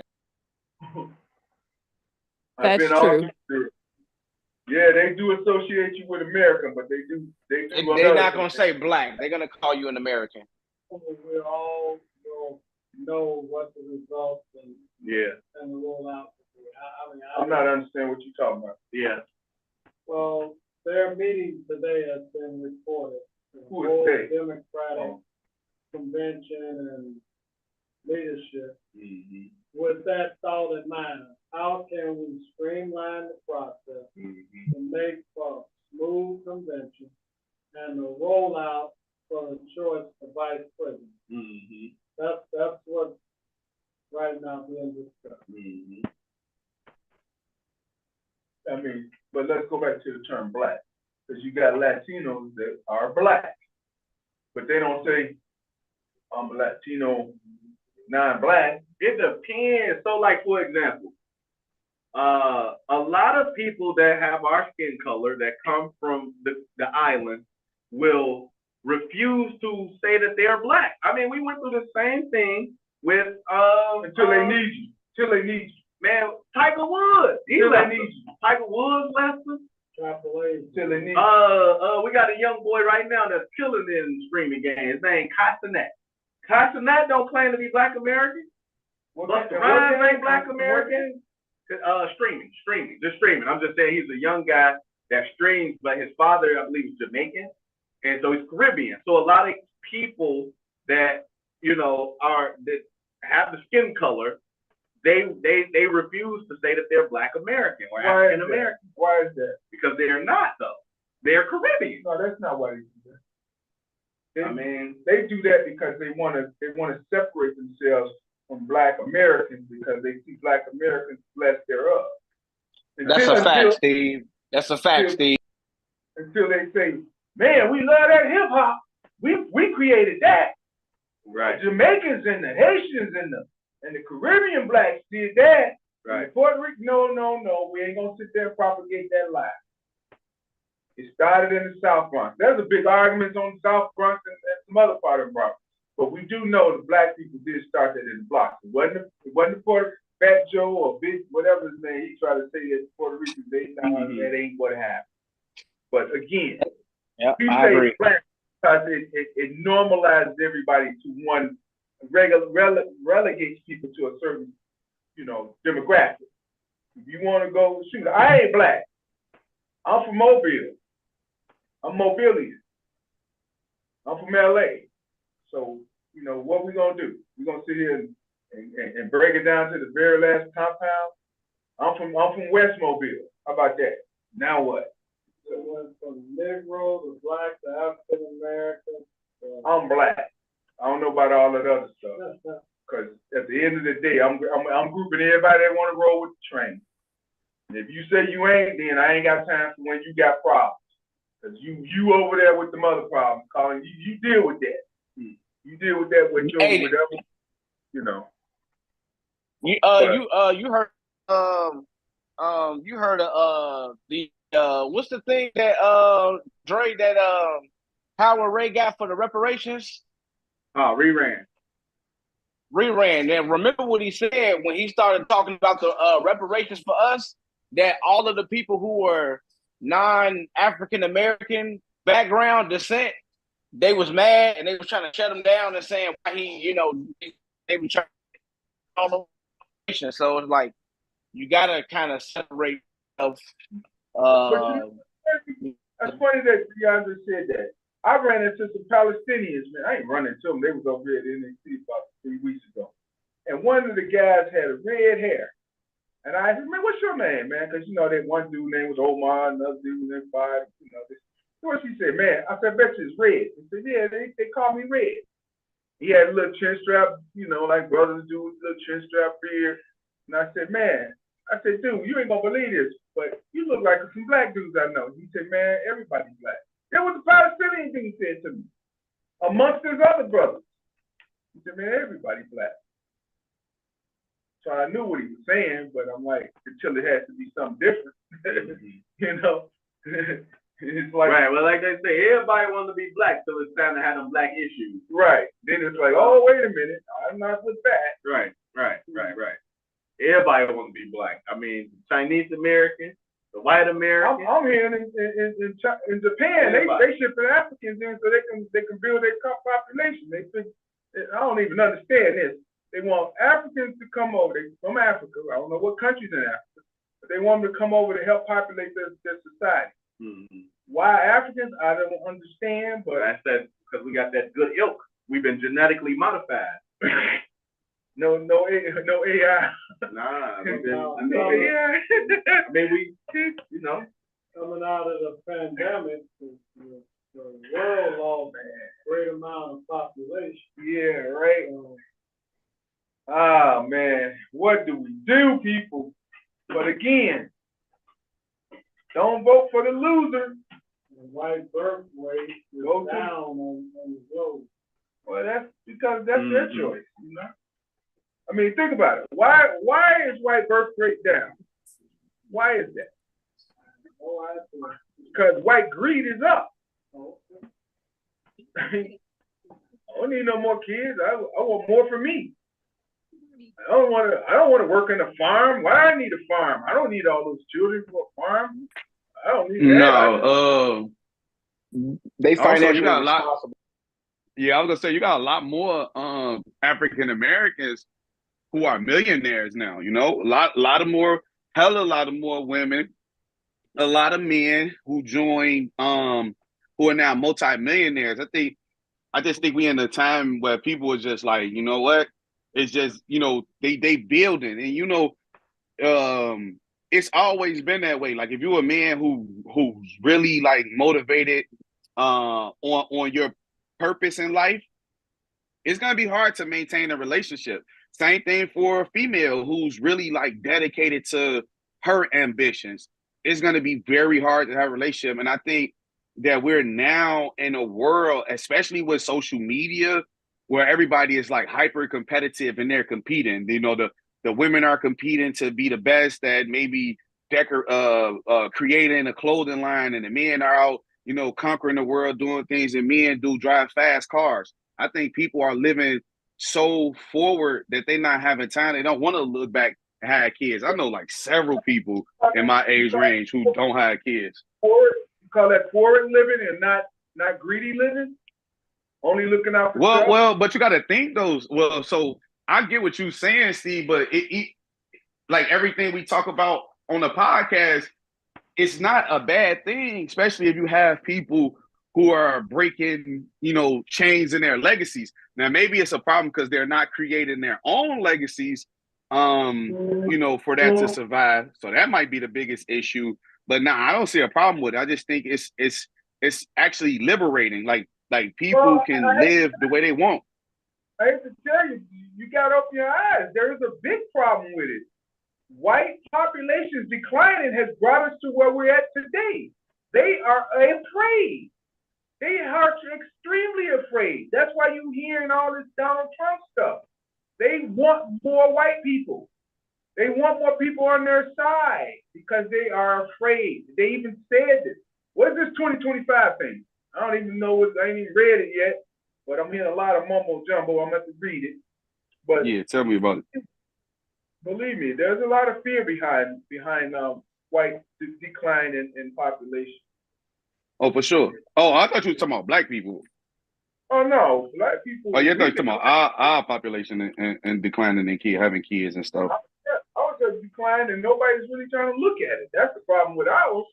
No one's trying to correct it. But white people, they're saying, "Oh boy, you know, well, we can't produce, but we want to bring people on board that's going to shield us and keep us on top and in the majority, even though we'll be minority." But believe me, what is the year? Was it 2042 or something like that? 2046? Which is when the white people will be a minority? 2040. 2040? I don't even give. I give 6 more. That's crazy. That's right around the corner for real. Yes, it is, and they are afraid. That's why we have what we're dealing with today. Yeah, they go. But I mean, I don't understand the fear. I mean, that's because all these mixed babies coming up. That's a whole nother thing. Mm-hmm. That's a whole nother. That one of they. Man, look, we worried about the wrong thing.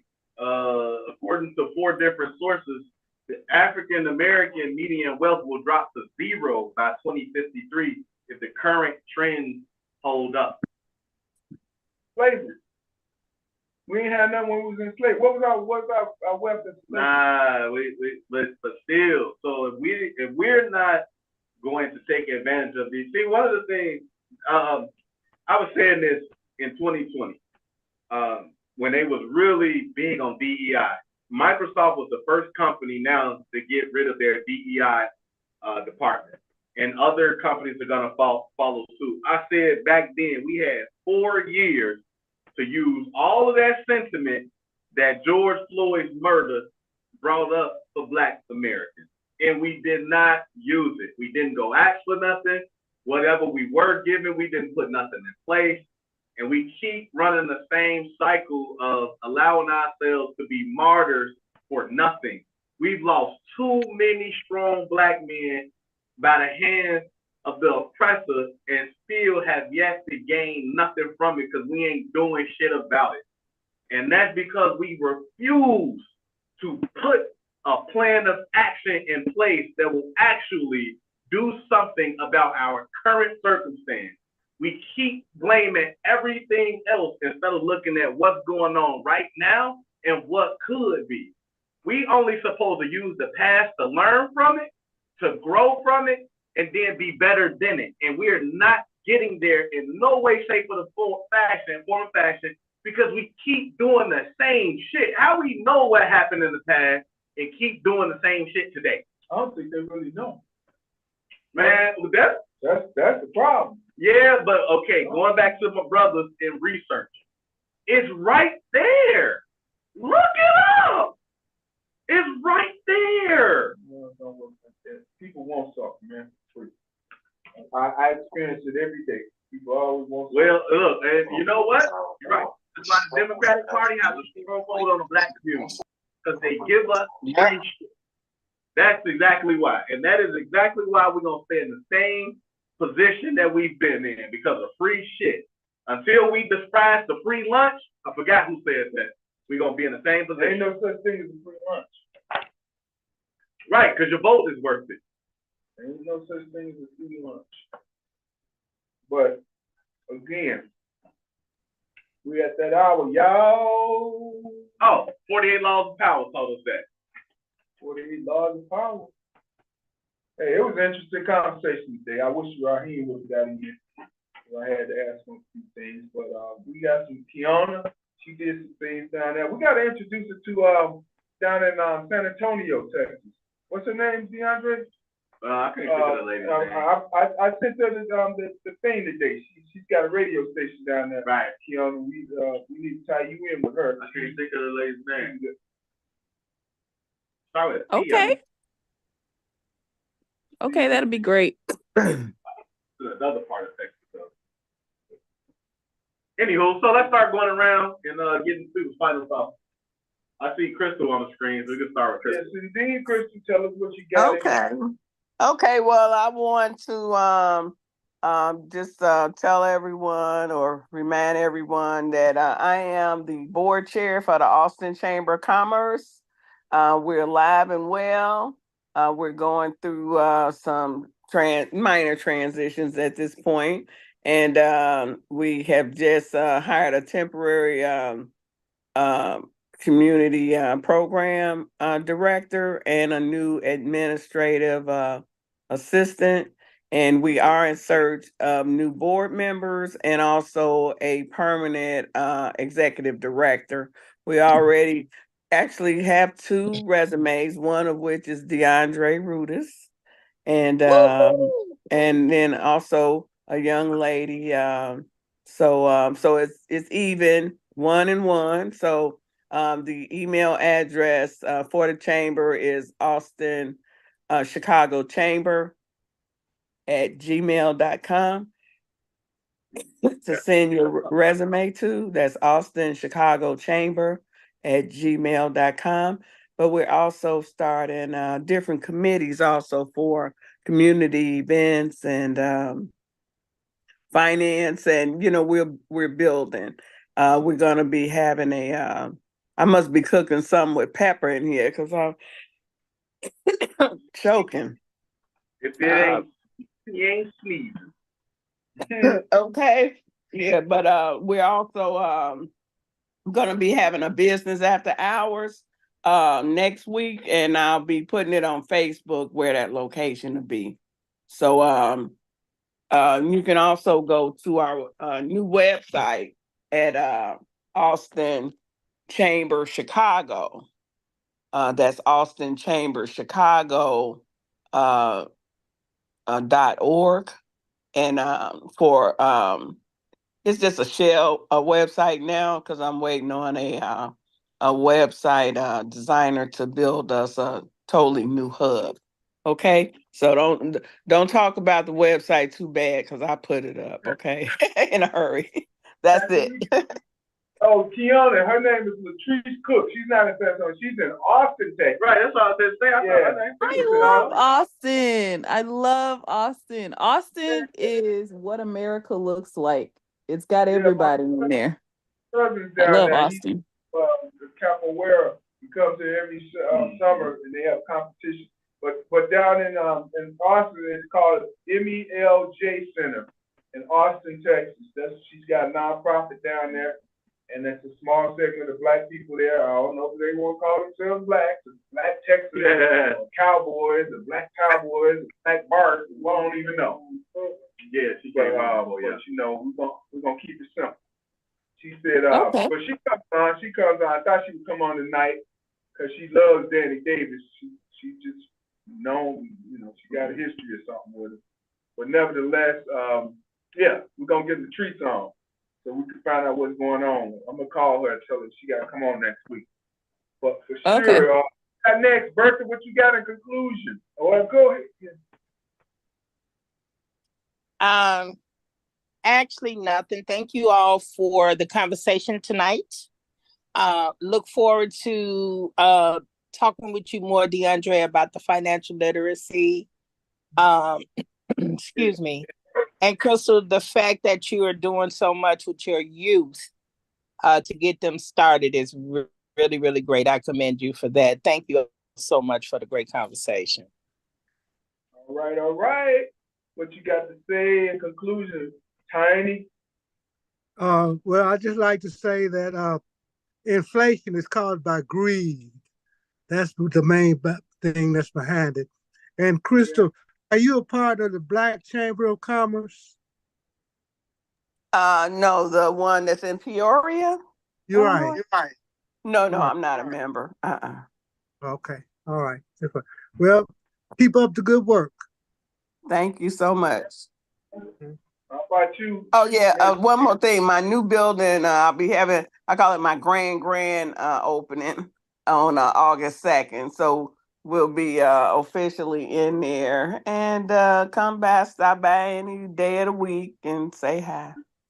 All right, okay. How about you, Miss Houston? Anything in conclusion? No, great conversation. I enjoyed it, and we just gotta keep on keeping on. Got you. How about you, Kiana, in conclusion? No, I don't have anything else to say. I think I pretty much said everything, but it was great talking to you guys, and it was great to hear all the different points of view. Okay, all right. Twin, what you got in conclusion? Hold on, wait a minute, Mosaic. Hold on. Y'all deliberately tried to skip me. Yeah. Hey, listen, y'all. All I gotta say is, the Democratic Party has fallen. It has fallen, and we're about to get the greatest 4 years of our lives. It's gonna be a great 4 years. They about to put a real whoop on Republicans now, boy. Hey, it's gonna be a great 4 years. If you don't go out and invest, what I'm saying, don't be scared of all white people. All white people not the boogeyman. And hopefully some of y'all will change y'all ways and start investing and start voting different for a change. So hopefully some of you black people learn. Jose, where were you for the doctor through this night? That's where I was waiting to meet you. Oh, you gotta stay at work. You gotta keep busy, keep working. You know what I'm saying? I was at the gig, making that money. I'm making that little money. There's about 10 people looking for you. I was waiting to punch you. Listen, I'm omnipresent. I'm always with you. Always. I'm always with you. Okay. I guess that's it. Diana she just says, please forgive me for the abrupt departure from the show this evening. I thought it was interesting, but decided it was probably best for me to just leave. I don't know why she said that. Have a good evening. Wishing you guys a great week ahead. Please give the best to DeAndre. Okay. I know. Well, as far as what I gotta say, if we looking at investments or anybody on here who interested in looking it up, one of the things that you should be looking into, and please add this to your watch list, whether you like what I'm saying or not, it's called Palantir, PLTR. This is an AI stock. All you got to do is put it on your watch list. Again, Palantir, PLTR. It's one that Mosaic had actually told me about back when it was like $7. I've been investing in it since it was like $7. It's close to $30 right now. That's gonna be one of those stocks. I can't tell you what you do with your money. It's not financial advice. All I'm saying is add it to your watch list. PLTR. That's all I gotta say. Sounds like a plan. That's question. Twin, is that the stock by the Republican vice president candidate as a hedge fund that he's got? He was very J.D. Vance. And with the Lord of the Rings movie, he was all gun ho on that.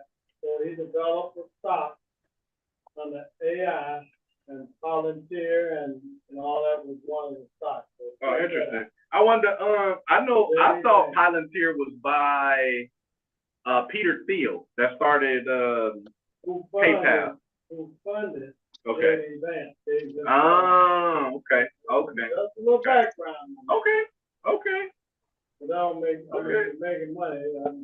Right. That's all I was gonna say. Listen. That's all I'm saying. When it comes to stuff like this, I have no relationships to none of these things. I think when it comes to money, the less emotion you have when you're putting your money into the markets, you could follow it as it moves. I've been watching this thing, and I also trade it. So I don't only invest in it, I trade it. So I've been trading it since then, and it's one of those stocks. It started at $7, it's at $30 now. I think you add it to your watch list. and I think you invest in it. Might not be no long-term hold. You know, me myself, I might hold a stock for 3 or 4 years just to get the returns. But it's one of them ones, man. So just add it to y'all watch list. Let's make it rock. Barry Corn, you got anything in conclusion? Let's make it rock, Barry. Yeah, Peter Thiel. God, that's the name that paid for a lot of this awful political stuff that we have going on. You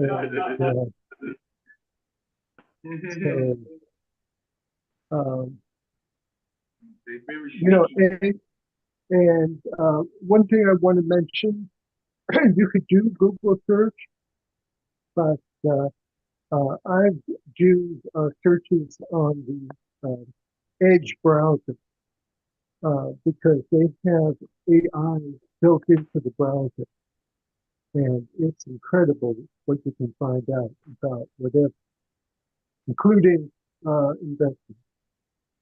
So, good luck, everyone. Good show. Good being with you all. I just want to say Google browser has AI too, by the way. It does have AI. Yeah, it does. Yeah. Okay. All right. I just want to thank everybody. All right. Hey, suit yourself. All right. I want to go with All right. Go with DuckDuckGo. Right. DuckDuckGo does not have AI. The rest of them have it attached, all of the major ones. But DuckDuckGo not only is a privacy browser, but it doesn't have your information, your searches and everything on available for companies to market you ads and everything for you. So DuckDuckGo is a really good. Hear you, Barry. The man, come on, man. The man giving out all that information. You know, ain't nobody gonna. Man, say that for the chorus, man. And DeAndre, you're right about DuckDuckGo. What I really like about DuckDuckGo is the search results are different because it's not based on the big companies. Yep. And it's just a different algorithm that they use for searches. And I don't find the Google searches, sometimes they're just not helpful anymore. So, all right, y'all. I want to thank everybody. Good night, all. You out again, Barry. You keep losing your mic. Oh. Let me pass it on to you, Arnold. But I just good want to night, thank all. everybody for the station tonight. But Arnold got something in conclusion. Then pass it to DeAndre. Check it out. Yes. August the 24th is my Block Club celebration, which will be the 44th year that we will be having that celebration on Gladys, 5300 to 5500, and Lotus and Van Buren to Jackson, for 4 blocks. What was that? You said 25th? August the 24th. We're going to remind everybody again. Yeah. Be there, be square. Start them early so they can wrap their mind and their head around it. You know, live entertainment, have a good time, and any vendors or anyone think they can, or know they can sing like Beyonce and all that, just contact me. Let's make it happen. All right. Go ahead. All right, a couple things. So, like Steve mentioned earlier, July 25th, we're doing the sickle cell anemia warrior blood drive. So that's this upcoming Thursday from 10 a.m. to 4. At 10 a.m. sharp, they're going to do a panel discussion revolving around sickle cell anemia and how it disproportionately affects Black people and what we can do about it. Obviously, that's what the blood drive is for. So come out, get you plenty of nutrients the night before. There will be a blood screening to check your blood to see if everything is all right in sight.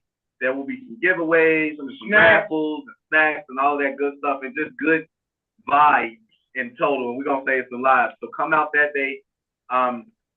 August 15th, the 15th and 25th District Council is putting together a Know Your Right workshop over at the new art studio we got in the Austin community. So that'll be 5851 West Madison at the Front Porch Art Center. And we're doing a Know Your Right workshop focused on cannabis. So we're going to have the Westside Justice Center Cannabis Equity Illinois and the state's attorney's office to come out and talk about our rights as it relates to decriminalization socially, financially, and legally. So come out if you'd like to learn more about that. And yeah, I think those are the only thing I want to focus on right now. So yeah, those are the upcoming things. Like I always say, look, we got various ways you can interact with the show. We got the Facebook, the YouTube, the Zoom. Whichever option you choose is up to you. If you're on the Facebook or the Zoom, you just put your comment in the comment section. We can bring it right up on the screen. We can have that dialogue that way. Unless you want to come to the Zoom, then you're writing the show. You just come off mute. Just keep it respectful. You know what I mean? We got a little mute and booted policy. You know, we try to let everybody speak, but we know it can get out of hand at times. Lastly, share the show. You know, continue. Let's keep it growing. We are approaching 4 years now. We've been doing this thing for 4 years, so we want to keep it growing and making sure that folks are able to engage with this conversation, you know, because it is important. That stated in the very last thing I always like to say at closing, that we always got open seats at the table. We just trying to welcome y'all on home. Thank y'all for allowing us to welcome you to Northwest Austin County Council. Yeah, y'all have a good night. Later, y'all. God bless everybody. Bye. God bless everyone. I can see it.